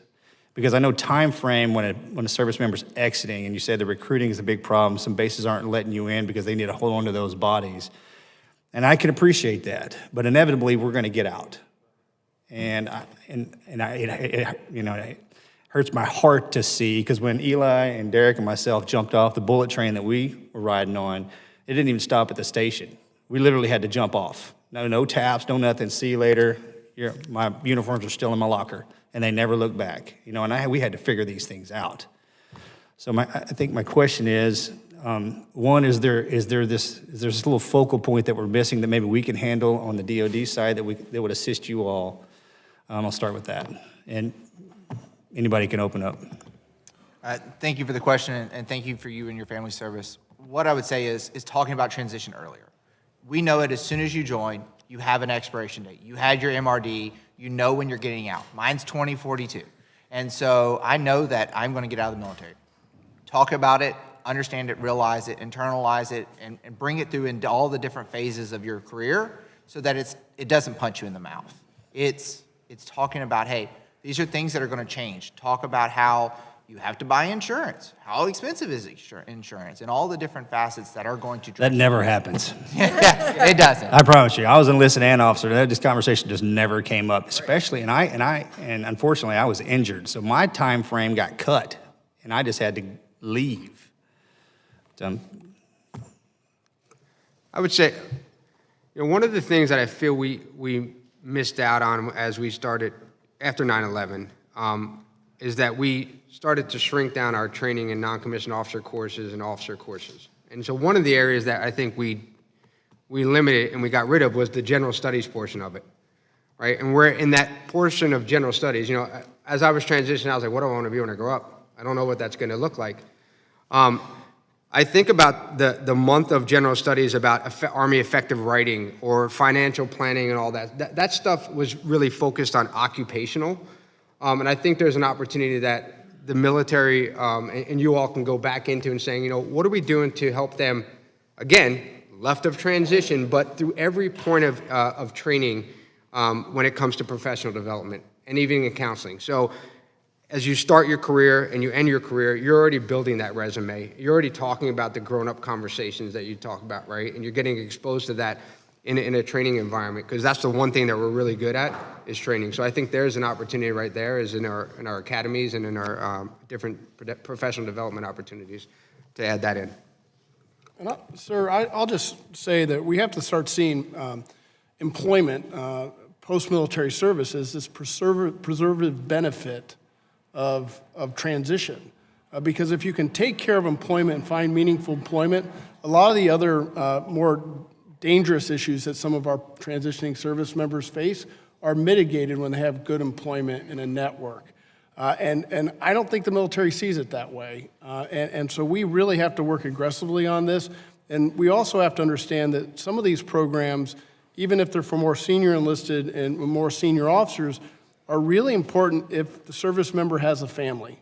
Because if you have a family, your decision-making matrix looks a lot different than if you're going to go home and sit on mom's couch.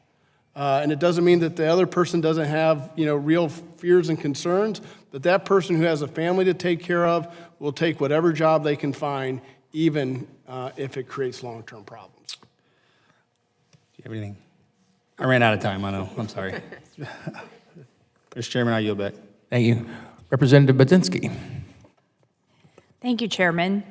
And thank you, Ranking Member. Thank you to the witnesses for joining us here today on this very important topic. I appreciate Chairman Bost giving us this opportunity with this hearing to highlight what businesses are doing for veteran employment, as well as areas for improvement. My questions for you are really focused on STEM education and how we can expand those opportunities that currently exist, or maybe new opportunities we could create for our veterans. I mentioned this at last week's HVAC education opportunity hearing, that veterans really do continue to face some significant challenges to employment and educational opportunities upon returning from service. Notably, these challenges are even bigger for student veterans in particular, which is the issue I spoke to, that are seeking education specifically in the STEM fields. Improving student access to STEM education is crucial for many reasons, including protecting our national security and expanding workforce across industries like healthcare, where we're seeing a severe shortage. That's why I've been proud to introduce the Veterans in STEM Expansion Act, which would improve access to the Edith Norris Rogers STEM Scholarship for student veterans in particular. I believe federal legislation like my bill, as well as the opportunity businesses offer, such as yours, are crucial to bridging the gaps for vets that we see in STEM fields. This leads me to my first question, really for all the panelists. I'm curious your observations, and if you think there is a lack of STEM veteran graduate available, do you think there is a lack of STEM veteran graduates available to hire? And what are your businesses doing to improve these opportunities for our veterans? And maybe I could start with Mr. Jones, if you wouldn't mind. Madam Congresswoman, I'm sorry. So some of the things we have is Live Better You, I talked about. We also have our Find a Future platform. So our Find a Future platform acts as kind of like a career services for those personnel, and understanding the gaps that are in the industry and what skills that may be best suited for you. And so we do push STEM as part of those opportunities, where we have underrepresentation from a skill set in our company. And so that's some of the ways that we do that. Great. Any other panelists? Yeah. I'd love to speak about that. Yeah, so we've talked a lot about what Home Depot does to hire veterans, but we also have programs, as I mentioned earlier, to help get more people into the construction sector and fill the skilled labor gap, as you just mentioned. So getting that information into the hands of these separating service members early enough so that they're aware there's a skill bridge program for construction, or that these jobs are out there and available, is really critical, and we could use the help. Great, thank you. Thank you for the question, and thank you for your work in this space. Finding opportunities for service members, and we talked about junior enlisted, traditionally aggregate over into colleges. And so it's finding ways to engage them where they're at, providing these understanding of how do you take this degree and turn it into this job. And talking about that is one of the things that we do when we engage our student veteran population. There's over 750,000 student veterans. There's almost 90,000 in California's community college system alone. So we're working to make sure that we meet them where we are and help talk about how to get a real job. That's excellent. Great. Thank you for the question. I've seen across corporate America, especially over the last 5 or 6 years, that companies are investing heavily in STEM training programs, not only for military service members and military spouses, but all their employees. The one thing that we've seen, and we work very closely with companies like Salesforce and manage Google's Career Forward program, which provides training for veterans and military spouses, is that even with those degrees and certifications, getting a job without relevant work experience is really difficult. And so we're firm believers that even, the investment in training is critically important, but we also need investments in bridges, experiential bridges, like internships to help ensure that they get the skill sets and then they get the job, which is critically important. That's a great point. Okay. Could I actually stay with you, Mr. Eversole, just for some follow-up questions? I appreciate the significance of the Hiring Our Heroes program and understand you all partner with other businesses, including some here, to engage veteran talent. From your experience in the program and in your work, what do you think are some of the ways the federal government and industry partners can improve future partnerships to expand access to STEM education for veterans, building on what's been discussed? Yeah, that's a great question. Thank you for that question. I think it's critically important in the first instance to understand where a lot of our service members are coming from a background and a socioeconomic perspective. For me personally, even though I retired as a Navy captain, neither of my parents graduated from high school. I grew up in a small town in Indiana. And my dad said, go to college or join the military. And I did both, but finding a job and understanding how those skill sets transition is really difficult. And so we have to, and what does real economic opportunity look like in this country? And that's a real challenge with a lot of our service members. We have to help educate in the first instance what real economic opportunity and pathways into STEM look like and how they're attainable. For me, a job in the IT industry would have been the local high school computer lab. And that's not what it looks like at all today. And so we really have to make an investment in helping young Americans understand what those opportunities and pathways look like. That's a great point. Great. And if I could also ask, similar to what Congressman Franklin asked, are there any additional barriers? Oh, I've run out of time. Representative. Yes, I'm out of time. Thank you so much. I yield back. Representative Rosendale. Thank you very much, Mr. Chair. Before beginning public service, I owned a real estate land and development company, and when hiring employees in business and Congress, I sought out individuals who took initiative, were leaders, had a strong work ethic, worked well within a team, were critical thinkers, possessed emotional intelligence, and could handle stress. I found that through their service, veterans often have acquired all these important skills and make for great employees. Unfortunately, on a larger scale, these skills that veterans have acquired through service do not always translate easily to professional success. Veterans are 37% more likely to be underemployed than non-veterans. Glad to hear the employment numbers are actually going up, but I'm sorry to hear about how many of them are underemployed. This statistic is very concerning, but I do believe we can fix it.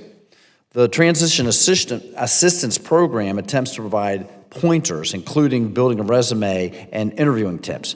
However, I've heard from veterans across Montana that the Transition Assistance Program is not adequate and more focused on checking a box than helping soon-to-be veterans find meaningful employment.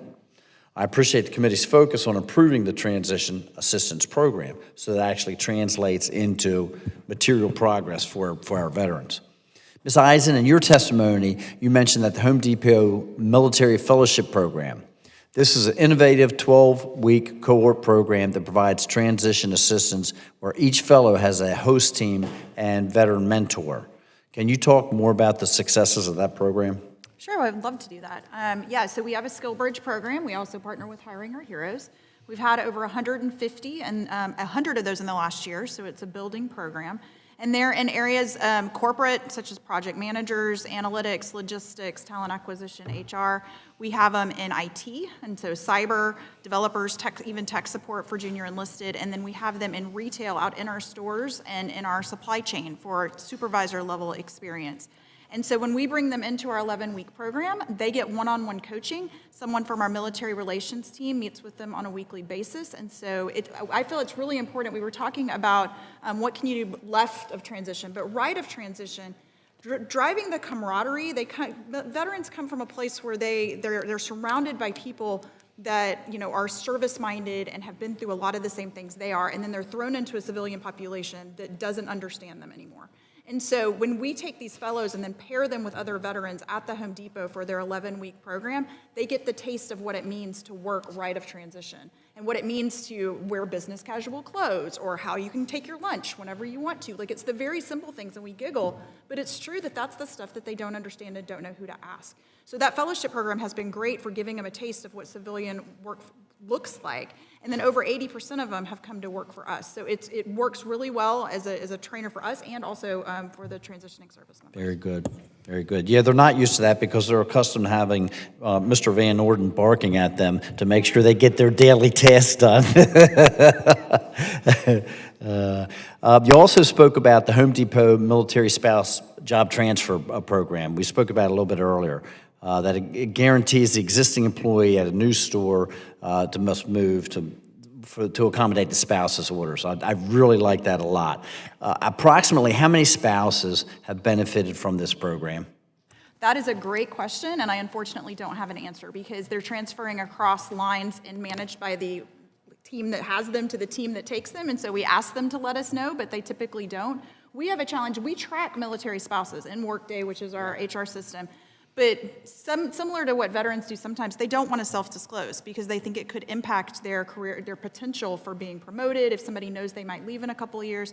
So we don't even have, even though we try to track it, we don't have great data on military spouses or when they move. We know it's working. I have lots of stories. We get great anecdotes from the field, but I can't give you a statistic for how many. So if you're not able to track that, then my follow-up to that was going to be, are you tracking the spouses that move to another location if they're taking advantage of the program, and if they're not, okay, so they start off at X store and they move to another.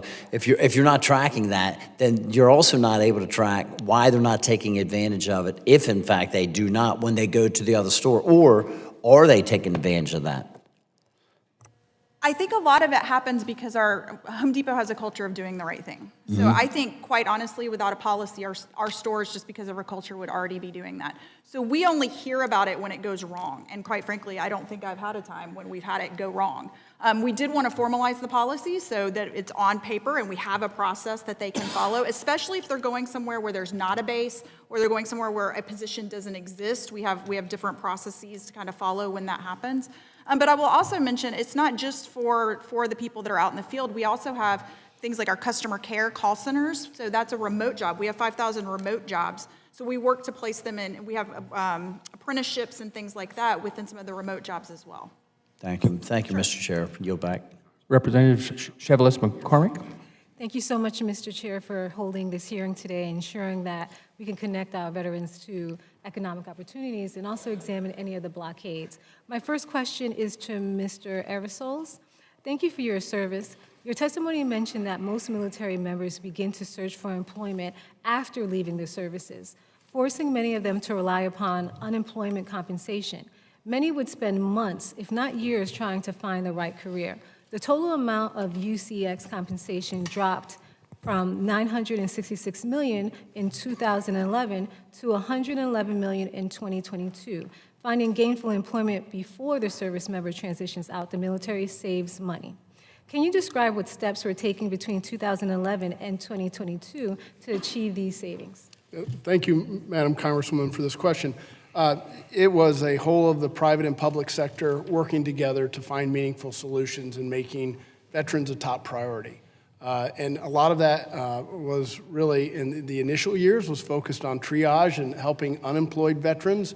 And as we started to really do better with unemployed veterans, really thinking strategically about how we help transitioning service left of their transition to think about career opportunities, to connect with military-ready companies, to receive the right training, to leverage SkillBridge.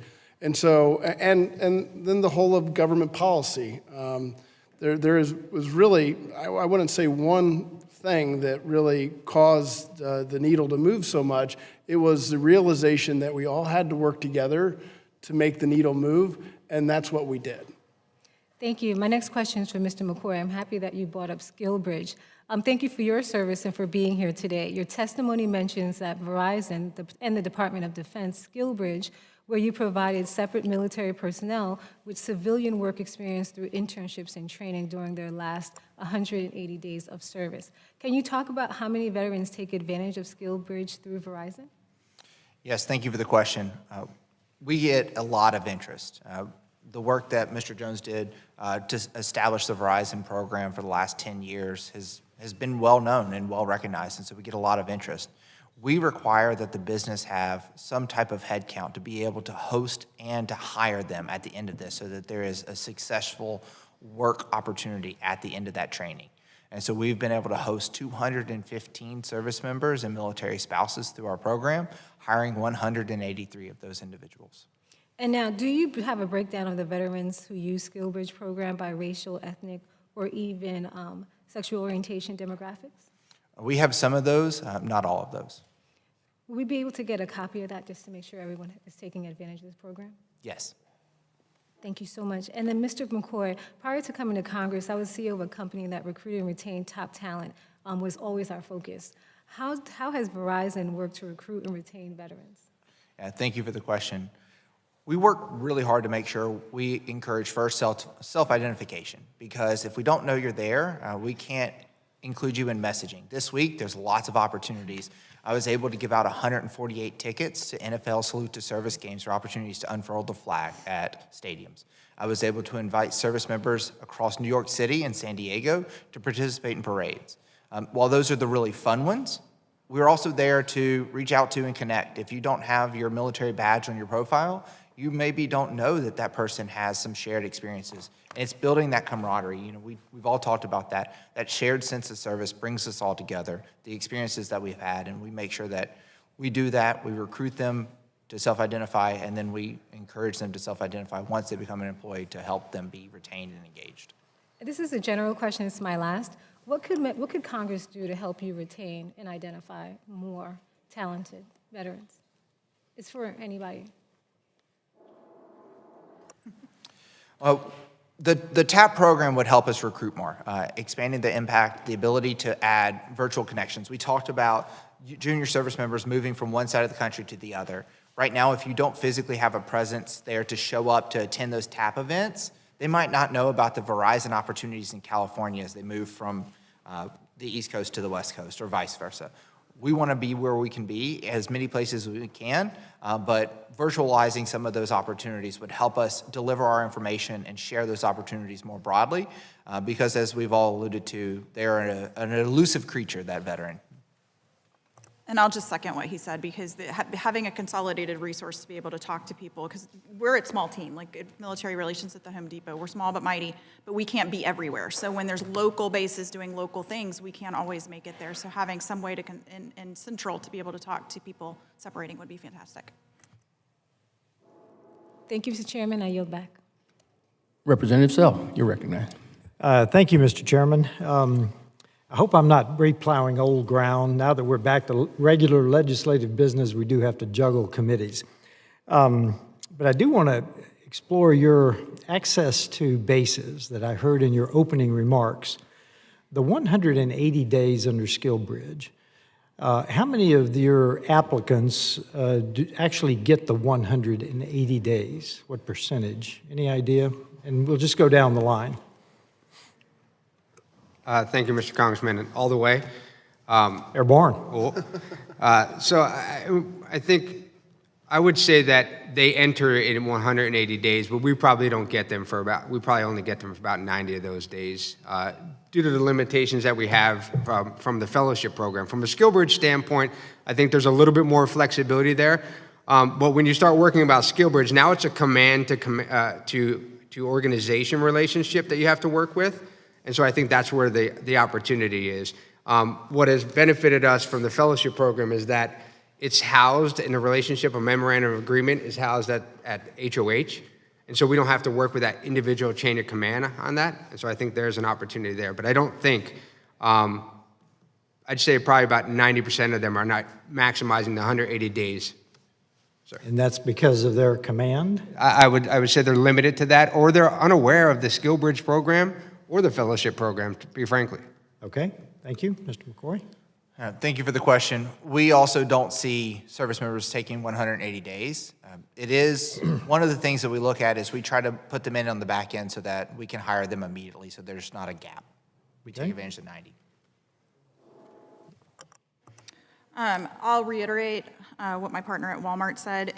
I think the bigger problem is being aware of the program and then getting approval on the front end to participate in the program. Generally, once they make it to us and they're a couple weeks in, we've had a couple get pulled back, but they're pretty committed at that point. The bigger problem is especially in the junior enlisted ranks, getting the approval to participate up front. So you see an obstacle in the command approval process? Correct. With that, I yield back, Mr. Chairman. Representative McCarvey. Thank you, Mr. Chairman. Thank you guys all so much for being here. Really appreciate the work you all are doing to highlight the importance of veterans coming back in and having jobs in our community. So I'm excited about this hearing. I want to highlight the need to have our veterans come home to jobs with dignity and good pay. And so while we're talking about that, though, let's talk about our veterans and specifically right now. We know that almost 500,000 vets pay more than 50% of their income for rent. There is still food insecurity that's a major problem. The Department of Labor just released in their October jobs report that 8.4 million workers are working multiple jobs now. So when we look at our vets, we know that our vets don't just deserve jobs, they deserve careers. We're talking dignified, good paying work, opportunities for growth. So I want to drill into this a little bit when we talk about the jobs veterans are getting. Mr. Jones, I know we'll start with you. Walmart has done an amazing job, 530,000 veterans hired over the last decade. That includes military spouses. I mean, that's a huge number. My brother is still active duty right now, so I can tell you, grateful to the commitment to hiring veterans. But I'd like to get a better sense of what that number means in reality. So let's say you're a recently separated junior NCO. What's the starting salary? Are they earning minimum wage, just above it? What kind of job is that person getting at Walmart? Mr. Congressman, thank you very much. Great question. I think it's a diversity. We don't limit where your entry point is. Our goal is to meet that person where they are in their transition. And if that means right now, that's working in our store as a cashier because that's what's right for their career, and we give them experience to our Live Better You to educate and upskill, then we want to make sure that they're gainfully employed and that they have income coming in. That's the first and prominent. We don't want them unemployed.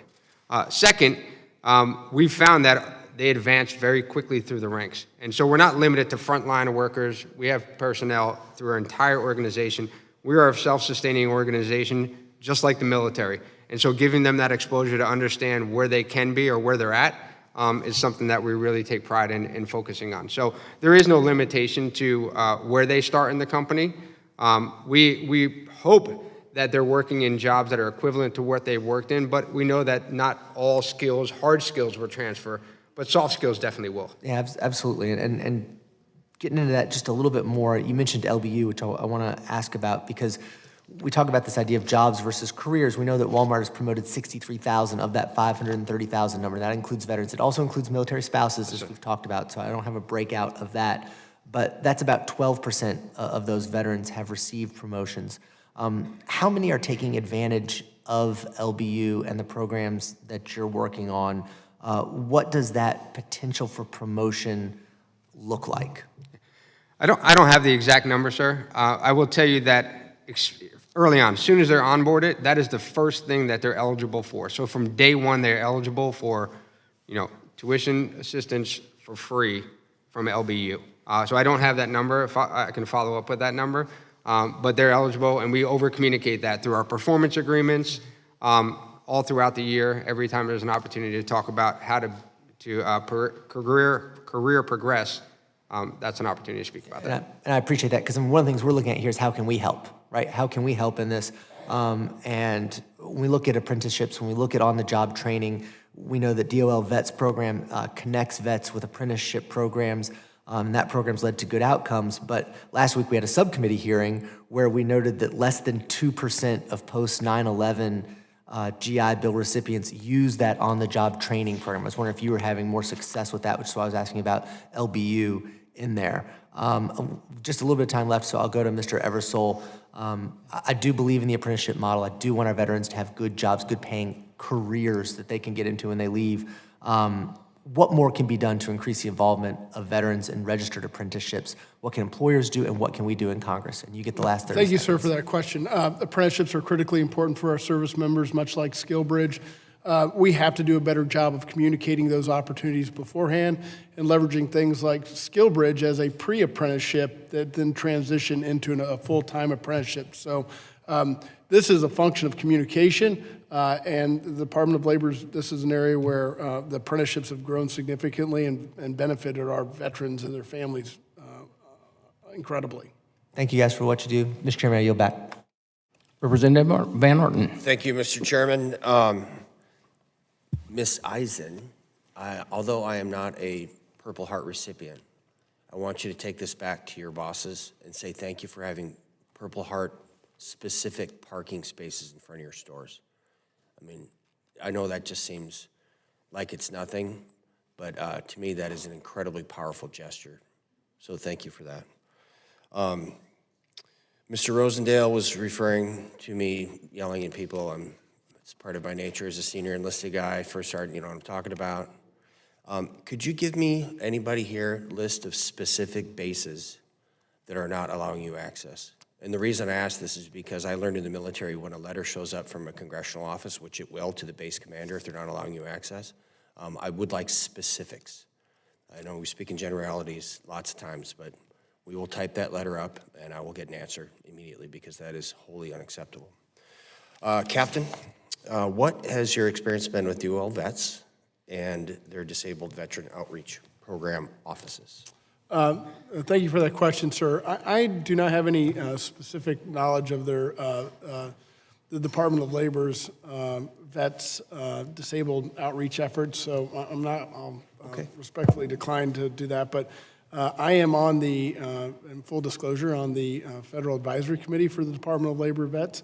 I know that from the Department of Labor and that committee's perspective, making sure that our disabled vets have the right resources and tools to be successful is a top priority and certainly something that we as a Federal Advisory Committee talk about all the time. Okay, thank you. First Sergeant? And sir, I think... First Sergeant. First Sergeant. My bad. Sir, I think one of the biggest opportunities is working with the DevOps and leavers in each of the career one-stop offices. So as a best practice, those are some of the things that we train our recruiters on and working out when we do outreach. And so you're intimately familiar with these programs? Yes, sir. And how often do you use them, and what's your throughput, would you say, of troops? In my current role, I'm new to Walmart. I've been here for about 70 days, but in my previous work, I'd say on average, we would outreach to them once a month, just ongoing communications about opportunities that are available in those communities. And I think instead of looking at it from a national level, I mean, really focusing at the county level is really important because they have a good understanding of the skills of those personnel, what their needs and resources are.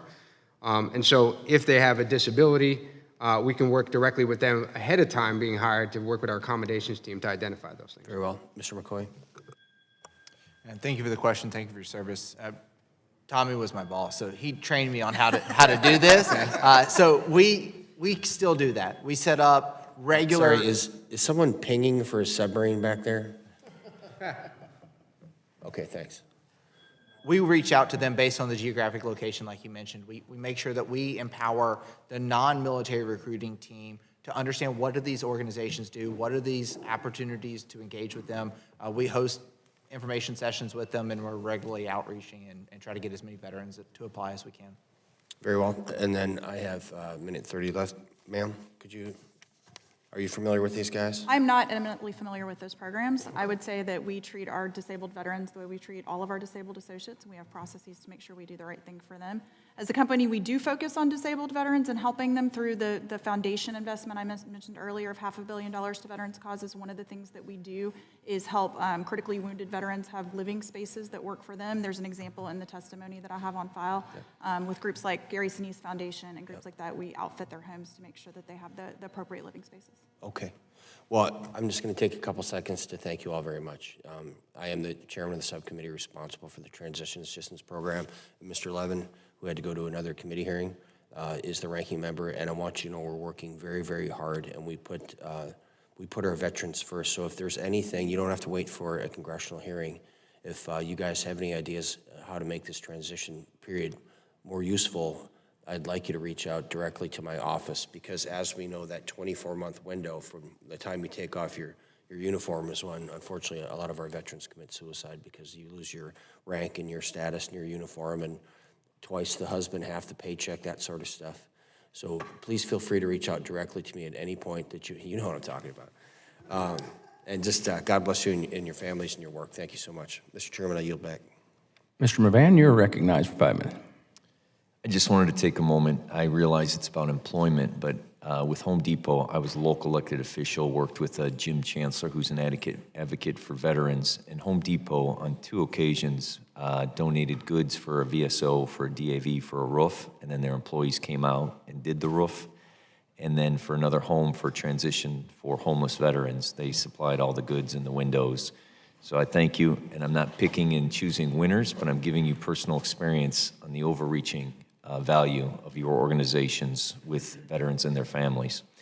And that being said, the period of transitioning out of the military is an extremely stressful time. Service members are balancing their responsibilities to military while figuring out where they're going to live, find a job, or enroll in school. The bare minimum our military services should provide is a comprehensive readout of the skills and experiences of service member, and how these skills and experiences qualify the individual for certain jobs in the civilian workplace. However, this is not the case, and only the most basic summary of services is provided. In the effort to facilitate a smoother transition of military personnel into civilian employment, what specific measures or initiatives do you believe employers can recommend to the military that would help improve the process of transitioning or translating military skills and experiences into valuable assets into the civilian job market? Thank you for the question, and thank you for your work in this space. One of the things that we see in the civilian side is certifications. The military is a heavy training organization, but we do not provide certifications for the skills and experiences that you learn. You're not getting an ISC squared CISSP certification for going to a communication school. Implementing some of the rigors of civilian certification processes could help with that transition, because you understand your skills and experience that transition directly into requirements that are written in job descriptions. That would help. It could be portable across state lines, and it could be easily implemented.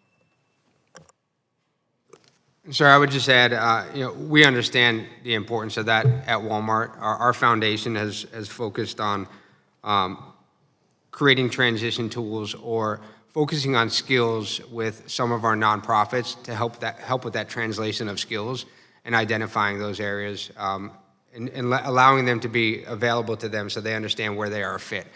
So working through the Manufacturing Institute or with Hire Heroes to create a taxonomy of where they can map into jobs directly from their military transcripts into Walmart is what we're really focusing on, and that's underway right now.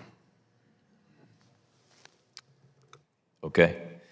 I guess just to take it one step farther, how are you communicating with the DoD to make sure that those skill sets are being administered on their end prior to? So it's a public partnership. We're working with Mill Gears and Cools through that communication. So as they're starting to identify and need their transcript, their military transcripts, that's where they can do it. We also sit on boards with the Department of Labor and Chamber of Commerce to communicate what we're working on with that, and that's really how the message is getting out, sir. Thank you. With that, I yield back. Representative Siscomani, you're recognized for 5 minutes. Thank you, Mr. Chairman, and thank you to our witnesses for coming before the committee to testify. Companies across the United States are working hard to support our brave men and women who have served our country and protected our freedoms. Before we reschedule this hearing, my constituent Lauren Daughtery, who is a small business owner in Tucson, Arizona, was set to participate in this hearing. I want to take a moment to thank her for her willingness to participate in the legislative process and for her hard work and dedication serving our nation. Lauren now owns and runs a small business, Cracked Armor Roasting Company, while attending school and also raising a family. Now, Mr. Jones, the Walmart Foundation is something this committee sees as a unique program to help small businesses like Lauren's around the country grow. What impact has the foundation had on veteran-owned small businesses? Thank you, Mr. Congressman. Obviously, we have our open call. You all are familiar with that. And a part of that commitment, we committed to spend $350 billion over 10 years in items made and assembled in the United States. And we're really focused on veteran-owned business as well. So we just had that last week where we had our open call.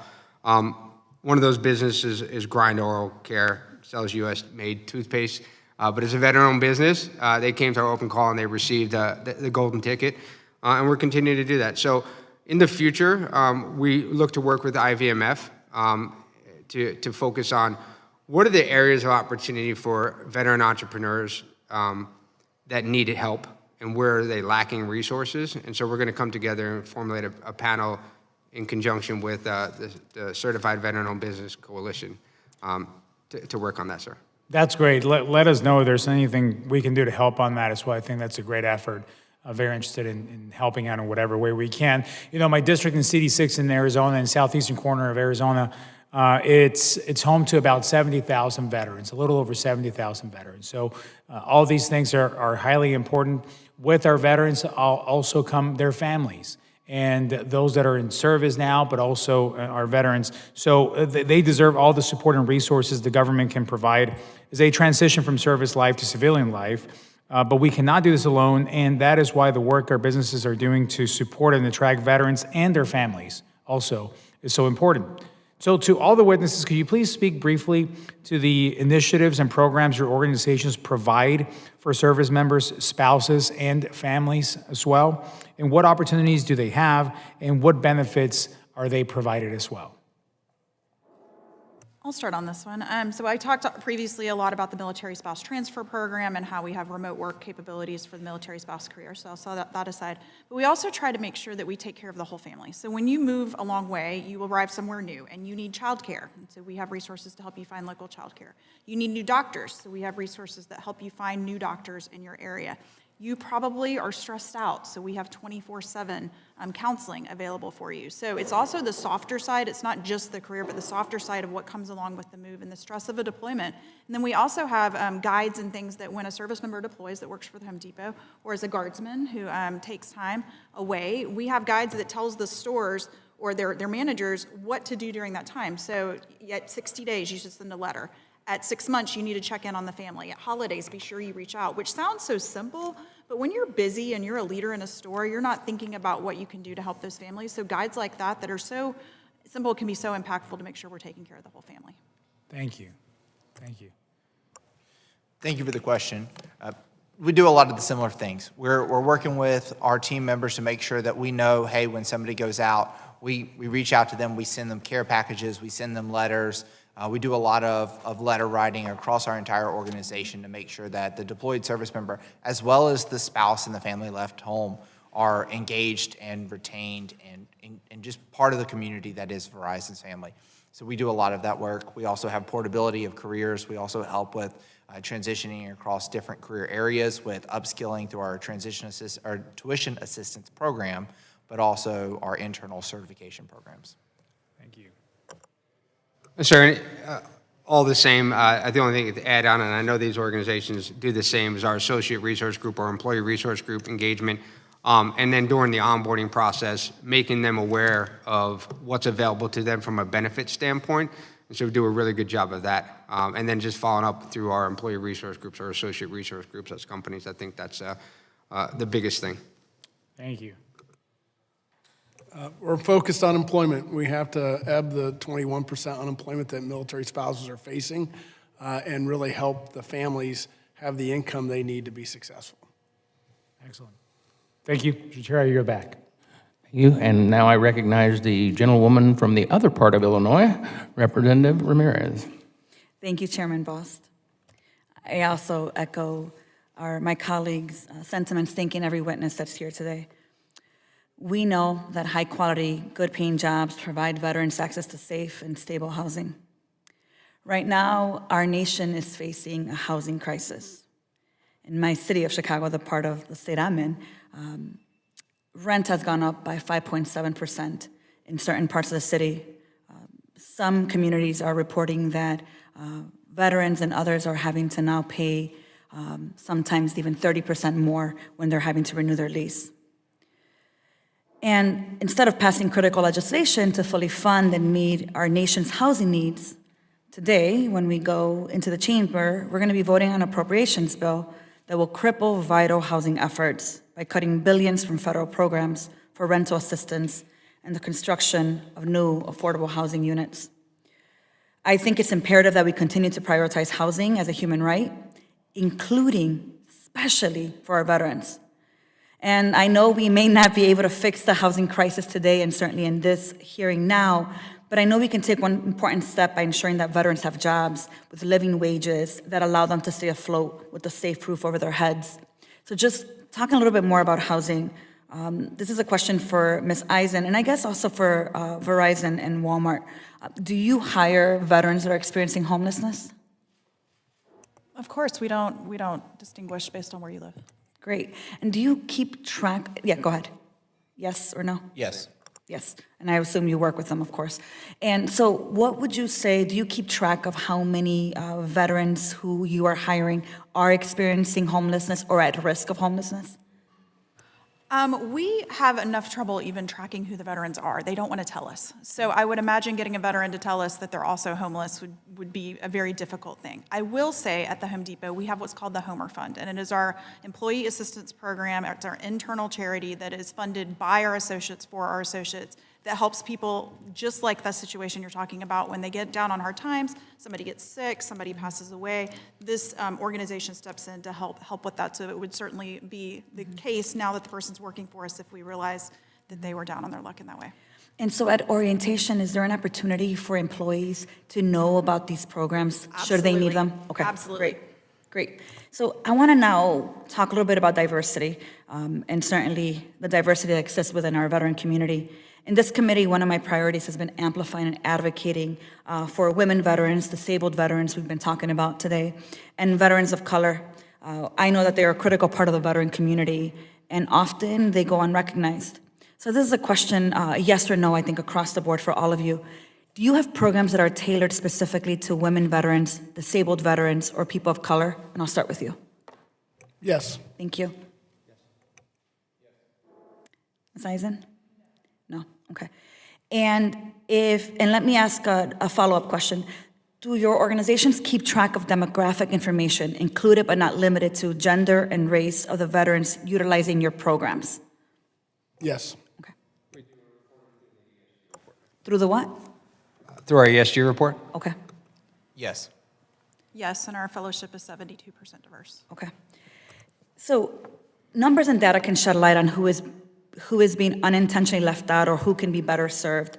So when organizations produce their ESG or their diversity, equity, and inclusion reports, it is vital that veterans are included in all that data. And I'd be interested in hearing, and this could be an answer from any of you, particularly those with specialized programs, what are some of the greatest needs you're hearing from some of these communities? Either of you can answer and what we have left. I think one of the biggest things that we see, everybody keeps saying this, is self-identification. We see women veterans are one of the least likely groups to self-identify. There's a variety of different reasons that go behind that, but making sure that they understand that it's a safe opportunity for them, that they're not going to be put in a position where, hey, you have to self-identify or you don't have to self-identify. It's 100% a choice. And so we want to make sure that the opportunities that we create for female veterans are unique and they are specialized to them. Sorry. Did anyone else want to answer? Okay. I would just emphasize, I think it's really important as we hear from a lot of our veterans who won't self-identify, who, of course, it's the same we see even in school when trying to get data of how many families are experiencing homelessness, that we have different efforts and resources to help identify those needs, because you're going to see that impact in the workforce. You're going to see that in their performance. And certainly for our veterans who have other things that are happening, it's important to be able to tailor programming and provide that outreach. So I would love to, particular programs that you have, if you can send that information over, it would be really helpful. I had just one last question, and this just goes following up on the TAP program. I heard you saying virtualizing the program. Is there anything else you think that we could be doing to make the TAP program more effective? Centralizing points of contact. Got it. Thank you. I yield back. Thank you, Chairman. Thank you. The gentlewoman yields back. And this panel, we want to say thank you for being here today. I think there was a great amount of information that was given to us. We appreciate that. And we let this panel be dismissed, and we'll set up for the next panel. Thank you all. Thank you.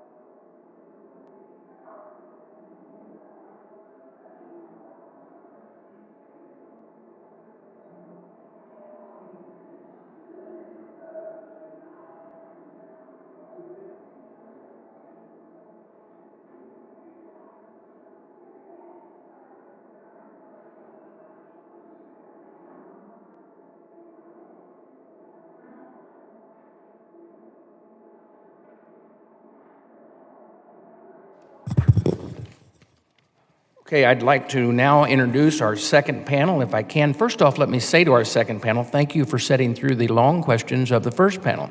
Let me also say we're hoping to get your information and your statements, and the advantage of that is we won't be asking you a lot of questions because right now it looks like about two of us against you, and not against you, but for you. First we have Mr. Joe Gilardi. Gilardi, sir. Gilardi.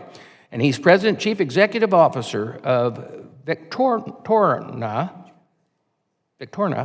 LLC, correct? All right. And then also we have Mr. Chris Maynor, owner of Daniel Dean's Clothing Store. I want to welcome you both, but I want to say a special welcome to Chris and Chelsea to Washington, D.C. To talk about veteran small businesses, employment issues. They own and operate a store that is actually in my hometown, right across the street from our own business. And in Daniel Dean's is where you can purchase a wide range of clothing and outdoor accessories and through their small business. And Chris and Chelsea are active in helping veterans within the community throughout the services and building connections with local veterans organizations. It's a pleasure to see them to do this work and what they're already doing in Murfreesboro and helping our local community. This commitment is excited to hear about, and we want to continue to grow veteran-owned small businesses across the country.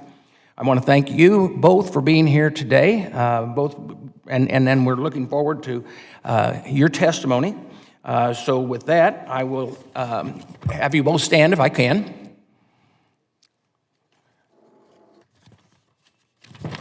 Do you solemnly swear under penalty of perjury that your testimony you are about to provide is the truth, the whole truth, and nothing but the truth? Thank you. You may be seated and let the records reflect that all witnesses have answered in the affirmative. Mr. Gilardi, you are now recognized for 5 minutes for your opening statement. Thank you, Chairman Bost, esteemed committee members. Thank you for this platform to discuss the pivotal role of veterans and veteran entrepreneurship in our nation's economy and security. Having served with exemplary veterans throughout my own 23-year Navy career, most of the time was spent flying F-14 Tomcats and F-18 Hornets before founding Victorna. Throughout that time, I witnessed firsthand veterans' unwavering dedication and integrity, and these qualities remain intact as they transition to civilian life, enriching our businesses and communities.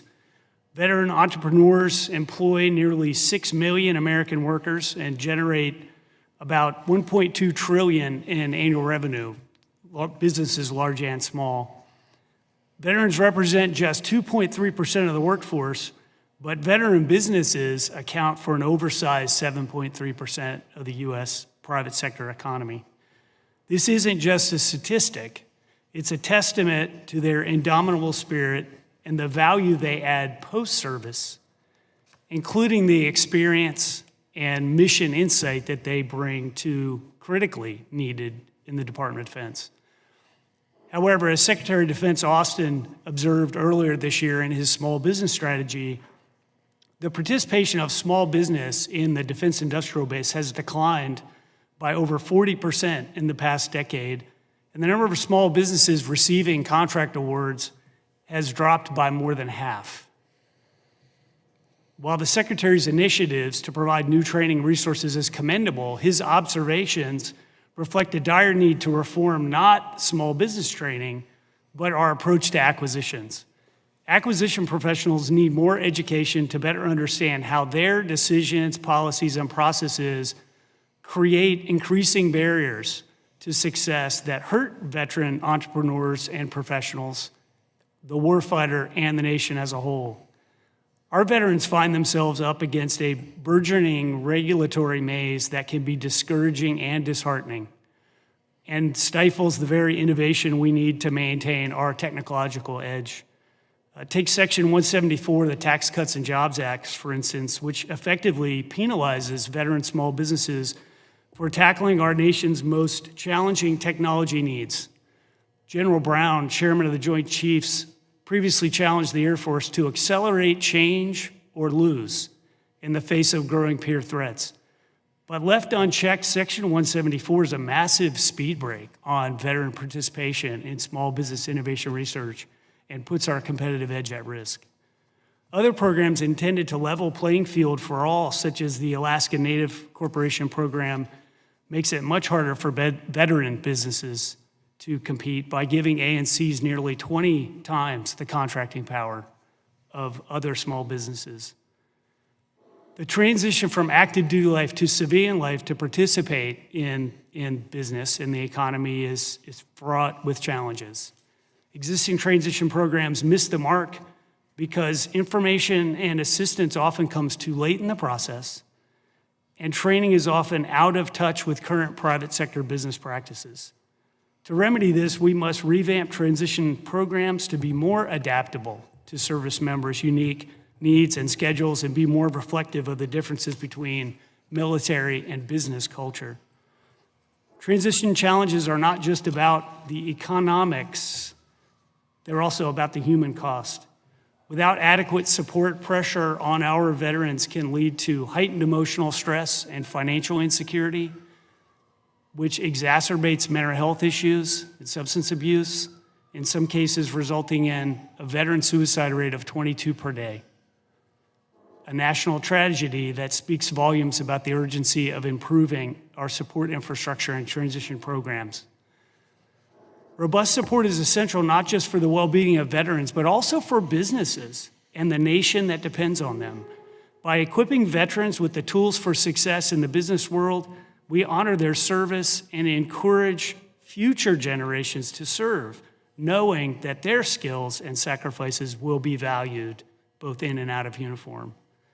Veterans lead in combat, in business, in innovation, and in government. I urge this committee to champion reforms that will empower veterans to contribute further to our nation through entrepreneurship and innovation. By doing so, we not only repay our debt of gratitude, but we also invest in the very fabric of our nation's future. Thank you for your unwavering support to veterans, and I look forward to supporting you in enacting meaningful changes. Thank you, Mr. Girardi, for your testimony. Now, the written statement of Mr. Girardi will be entered into the hearing record. Mr. Maynard, you are now recognized for 5 minutes for your opening remarks. Chairman Boss, members of the committee, thank you for your opportunity today to provide my remarks for this critical issue. As a 15-year Army combat infantryman with 3 tours to Iraq, I never imagined myself opening a small business. For a large part of my life, I've had the opportunity of relying on my fellow comrades for support. My life changed once I got out of the service, transferring from military life to civilian life. I did not have a meaningful purpose in my life. If it was not for family and friends, I might have been one of those 22 veterans today. When we leave the service, you feel like you've lost a purpose you had in the military. In 2017, I married my wife, and she showed me that I did have a purpose, a drive to succeed, not only for myself and my family, but also my fellow comrades. I started back to school at John A. Logan College, receiving my degree in heating and air in 2018. I became an active member of the local VFW and moved all the way up in chairs to become district commander. About the same time, I took a job at John A. Logan College in the heating and air department. Between using my vacation and sick time for days off for PTSD reasons, or days with VFW events, or helping fight for my fellow veterans' benefits, I had no time for family or my 5 children. I mentioned many times to my wife that I would like to open a men's clothing store. I figured I'd open my own business, and I was having a difficult day with PTSD. I wouldn't risk losing my job, taking more time off. Finally, after some more convincing, my wife agreed, and time would start our own small business, a men's clothing store named Daniel Dean's. We wanted to open a store, offered varying men's clothing along with accessories like Hurricane Marsh, Burbalo, Jim's Formal Wear, and we aimed to create a place where men could physically interact with items to try on and be one of the local presence in the community. We quickly learned it was no walk in the park starting our own business. With all my struggles, TBI, PTSD, challenges left to my co-owner. She had multiple long hours, phone calls, countless emails back and forth with different companies searching for websites claiming to have knowledge for veterans starting small businesses. With not understanding any of the rules or regulations of all the programs, it became difficult to try to figure out we even qualify for any of them. We just stopped trying at the point we had to proceed opening a business with our own in our own pocket, putting us in debt. There is such a high demand for veterans trying to move forward in life, become business owners. They're trying to find new purpose in life after the military. Years ago, used to be more service officers, we knew everything there was to know about veteran benefits. Maybe if we took things back to those times and focused on getting more service officers out helping veterans, we might have more veterans-owned businesses. If we develop something for veterans to help other veterans, we might get a better turnout. I believe civilians do care about veterans, but they do not understand the bond of a veteran taking care of another veteran. There's no other stronger camaraderie. Veteran service officers are underpaid and overworked, and as a result of that reason, we don't have many left. If we must keep all resources for grants and funding opportunity on websites, I would like to recommend it be developed to present it in a way we say in the military, KISS, keep it stupid simple. A user-friendly website, 3 buttons, veterans, disabled veterans, women veterans. The user could easily click their category, fill out the application and the paperwork, and apply for grants and funding automatically. We appreciate your time today, giving me the opportunity to further discuss struggles for trying to open a veteran small business. Thank you. Chairman Boss, this concedes my testimony. Again, thank you for Ranking Member Takano and the opportunity to testify on this opportunity issue before the committee. I'm prepared to take any questions you committee members may have. Thank you, Mr. Maynor. We are going to open it to questions now, and I'll take the first 5 minutes. So as a veteran yourself, Mr. Maynor, what do you think the barriers that still exist and hinder veteran employment opportunities or their opportunity to start new businesses? The information for the veterans to find, it's still difficult. It's not easily out there for them. Okay. When Daniel Dean's, and I know you just opened in September, what were some of the barriers that you faced at the beginning of trying to get it open, and what are some of the barriers you're facing now that you're open? Well, we looked into getting grants to help us, and we couldn't find any. One website, we called them, and they was like, well, it's on the website, figure it out. And that shouldn't be the case. Right. But so we just started funding ourselves, so we put ourselves in debt now, and we're trying to get out, but we're also trying to grow, so that would be. You're also still trying to keep up with, both you and your wife are keeping up with jobs on your own besides owning the business, correct? I still work at the college at nighttime on second shift.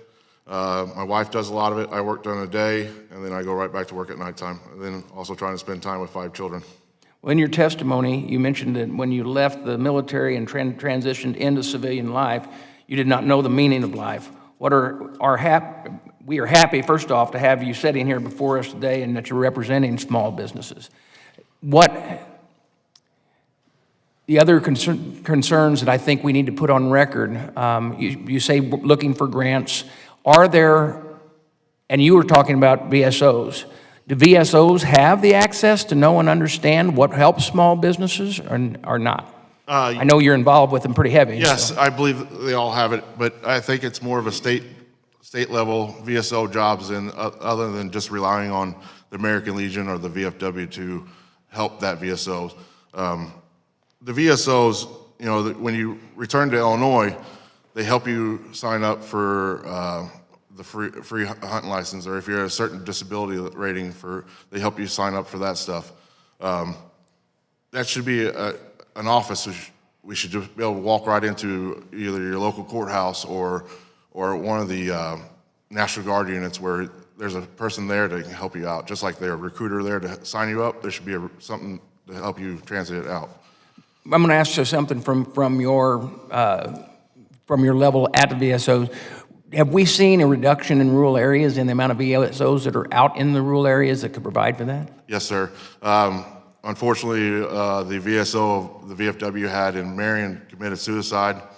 So we're down to one for the American Legion, one only by appointments, and our state level, she's working 3 counties. So it's very So difficult. that's a hindrance not only to small business, but that's also a hindrance to other things that VSOs provide for and counsel on. Yes. Okay. Okay. Well, I want to say thank you for you being here today. And one other thing I wanted to bring up, and I was wishing that Mr. Crane had not left the room, because I just wanted to bring up the fact that, you know, he has a veteran small, Eli Crane, our member, he has a veteran small business, and they make little things like this that are just fantastic, and they're veterans. So I gave these away whenever I was running for ranking member, and his business, and I hope that his testimony will be given later on to explain how he found a way to become the entrepreneur that he is with his small business as well. So we wish you luck with that, and I will yield back the balance of my time, and Mr. Mervan, you are recognized for 5 minutes. Thank you. I just wanted to follow up with one other question on the ability or the availability to resources for you. So I'm going to mention a couple specific to see if you are aware, just for our knowledge. When it came to accessing capital, was there any access either through the SBA or through DOLVETs, Veterans Business Outreach Centers, or the Veterans Lending Program at your bank or financial institution? Sir, we come from a small community and did not know anything of that. Okay. And then, so in order to put it together, you depended on your own resources. Have you heard of, or is there anything that advances any type of assistance going forward as a veteran for small businesses that you have been aware of? No, sir, but we've been reaching out to other veteran businesses and trying to grow with them and offer their products in our store and try to. I get phone calls all the time from local veterans. One's trying to start up a car cleaning business, and another one's starting up a coffee business. And they're asking me, where do I go to these grants? And I'm like, I'm not sure, but as soon as I find out, I'm gonna get it to you. So it doesn't go unnoticed, because we're here to learn from your experience. When you said you went on a website and then you contacted them and they said what's on the website is what's available, can you share what the website was? That would have been my wife that did that, because I don't have the patience half the time when it comes to that. Fair enough. I'm a hard charger, so it's you know, for a veteran that, you know, with fighting PTSD and TBI and all that, it shouldn't be so hard to look for veteran benefits. It shouldn't be dingled in front of us, here's this, or not even know about it, because I believe that we need to come up with a way to help our veterans, especially in small communities. And I think every member who sits here who protects and advances veteran benefits want to make sure that it's not a facade, that they exist so that they have a purpose. So your message is loud and clear, and we can do our best to be able to take that experience that you had, to be able to translate that to the VA and VA benefits who provide those. How do we get to rural areas? How, when people are discharged, do they get that information? And so there is a benefit to you being here, and I thank you very much. Thank you. With that, I yield back. General Berkman, you're recognized for 5 minutes. Thank you, Mr. Chairman. And I want to get just a quick demographics of the both of you. How many years active duty? 14 years. 23, sir. Okay. So what I heard you say, Mr. Maynor, was, just want to make sure I got this right. On the VSO piece, more state level? I wanted just to give you a chance to expand on that a little bit about what you meant. So usually Veterans Affairs is through the state level who hires, I believe, I mean, don't hold me true to it, but I believe that's a state department job. So the state, like the state of Illinois would hire your local VSOs, and assign them to the communities. So, since we have 50 states and 4 territories, the model for each state could look a little different based on that state's desire and under that state's, commander-in-chief, which is their governor or their legislative body as to how they structure it. Do you see, and I ask you for both your experience, what do you see as the interaction today between the veterans at the local level, that person who went back to Virginia Beach or somewhere in Illinois or Michigan or wherever they went? Do you see them as being able to connect the dots? Maybe TAP didn't catch it all, because if you got 20 plus years in, you're going to look at life one way because you walk out the door with a pension. Okay, so you have now a little bit of income coming in so you could maybe pay your basic bills. When you walk out with less than 20, unless there's a disability, you don't have. You got zero cash coming in the door, and so now you have to figure out what you're going to do next. Go to work for somebody or start a business yourself. Any thoughts on how what this committee should know from a national level, because we represent all 50 states and the 4 territories? And anything you'd want to share with us in your challenges there? Well, we certainly have very different backgrounds and experiences, and I definitely commend you for what you've overcome. In my experience, when I was making the decision to start a business, it was in a very different field, more into providing knowledge-based work and consulting with a focus on trying to help solve warfighting challenges that we struggled with when we were on active duty. And my challenges in dealing with how do we offer these capabilities to the government was the frustration with working through the regulations, the long lead time to work through acquisition processes, and dealing with a government that doesn't understand small business. So government was part of the problem, not part of the solution? Absolutely, and Okay. I honestly feel like we are in a battle every day with the government. You couldn't have articulated it any better. That's a great way to end this. Mr. Chairman, I yield back. Representative Ramirez. Thank you, Chairman Bost. I think I echo the sentiment of my colleagues here and a lot of what you said here when we say that veterans are crucial to our local economies, both as employees and as owners of small businesses. I want to thank you for being here today, for both of you being here. I know it's also a sacrifice to leave home, leave the business, and then fly to DC with a schedule that's never really steady, and things could change. So just want to say thank you for being here. As I heard the testimony specifically from Mr. Maynard, you talked about the challenges of even starting your small business. And I think it is important for us to understand as elected officials just what are the kind of things that are necessary to make it easier for us to support our small businesses, particularly our veterans. So I have a couple questions specifically for you.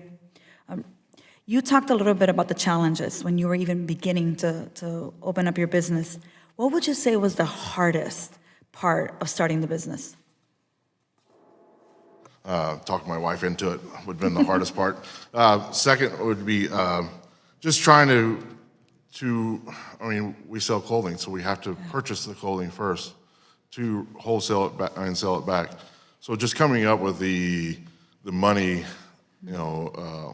we started looking into grants, started looking into the websites, didn't come anywhere, so we turned to credit cards and we started purchasing stuff with credit cards. We're making our payments. We're not taking a paycheck. We're putting it back into our business. I'm going to continue working at nighttime until I can, but as right now, we're just going into debt to get us started. Yeah. So that's, I hate debt, so it's not a good word. It doesn't fit me. I like to have everything taken care of, and it's a heartache trying to make sure, not only if you're paying your employees, but also staying on top of the vendors to have the product to sell to move forward. Well, and we know also when you put things on credit card, those credit cards don't wait, and that 19% APR is very real and accumulates. It's really unfortunate.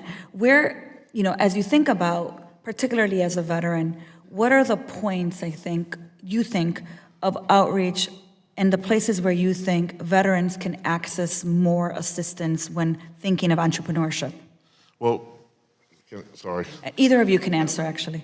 If, there's a VA in every community. If we just had an office in there that could help veterans with questions or guide them to the correct area, would be the greatest. Yeah. What are other things, and maybe this is just to follow up in addition to your answer, you hear from members here, we anxiously want to figure out what are those impediments and how do we address them. What are other ways that you think members of Congress can be helping our 2.5 million veteran-owned businesses and the many to come? Overwhelmingly, it's the complexity of regulatory requirements. The regulations are unknowable, and when you're very small and you're starting out, it is the biggest challenge. It's daunting. There are a lot of really excellent people at the Small Business Administration and in the acquisition process, in Apex accelerators and other small business assistance centers who try to help. But most of the time, in my experience, the Small Business Administration folks are spending more time enforcing compliance than they are actually trying to help us. And so it just becomes this giant time suck that is not actually returning, value or providing us real assistance in moving forward to become more effective and grow our business. Yeah. Did you want to add anything? No. Yeah, I want to just echo what you've heard from my colleagues here. We have a responsibility. You gave everything, you risked everything so that we could be here. And there's impact in PTSD and all the other challenges and family and housing and all the costs associated with it. Making sure that small businesses are able to thrive is a priority for us. And I want you to hear this, that for me, as I think about the connection of housing, economic development, small business, it all intersects. And so we have to do better. And I appreciate you explaining some of those specific ways to do that. I'm from the state of Illinois, the beautiful state of Illinois, so I'm just also thankful to see another Illinoisan with us here today. So thank you, Mr. Maynor, and also Mr. Giraldi, for your passion and for your dedication to serving our communities, particularly for you, serving Illinois. I yield back. And I'm going to do just one follow-up question, and before we go into our closing, I need to ask both of you, when you left the service, what did you receive the TAP program? You see, I came from an era that they didn't have a TAP program. I tell everybody that my commanding officer tapped me on the shoulder and said, "See you later." That was it. So, and was it, what was your experience with TAP? I did participate in a TAP program. I didn't know what I didn't know. I realize now in hindsight that was wholly inadequate, and we help a lot of other veterans that are transitioning now, and so we stay in the pulse of the experience.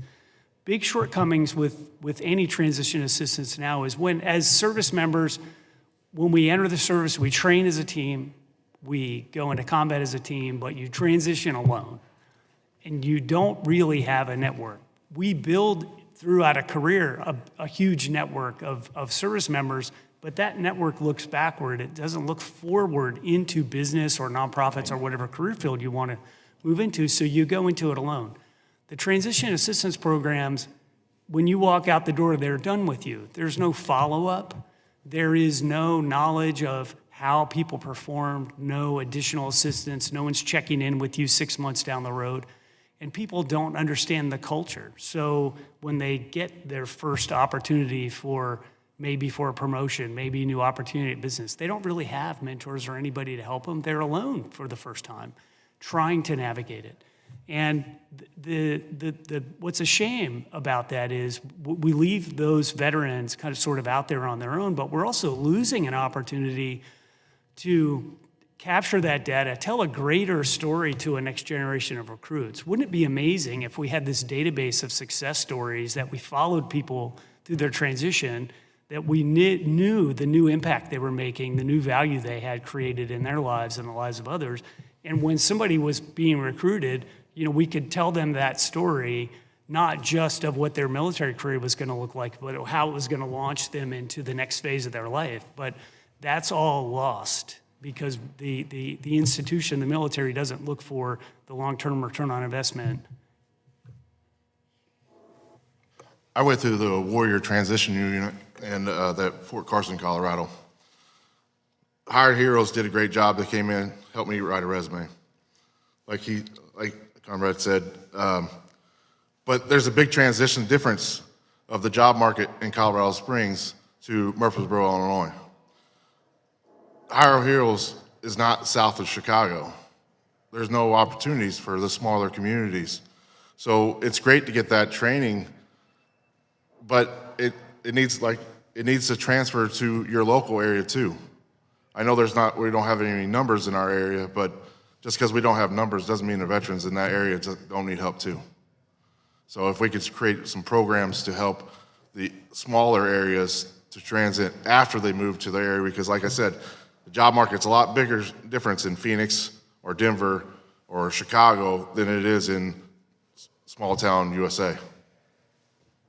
Okay, and I agree with you, and I'm going to tell you that we're trying desperately to add to the TAP program, but it is a battle between this committee and HASC because VA, you would think that they work well together, VA and DOD, but each one tries to protect their own turf, and TAP is the hardest part for us to. And if you've been through one TAP program, you've seen one TAP program. They're all different, and we've got to try to get uniformity in between them. But I want to thank you for being here as witnesses today, especially leaving your business, coming to Washington, D.C., flying across the country.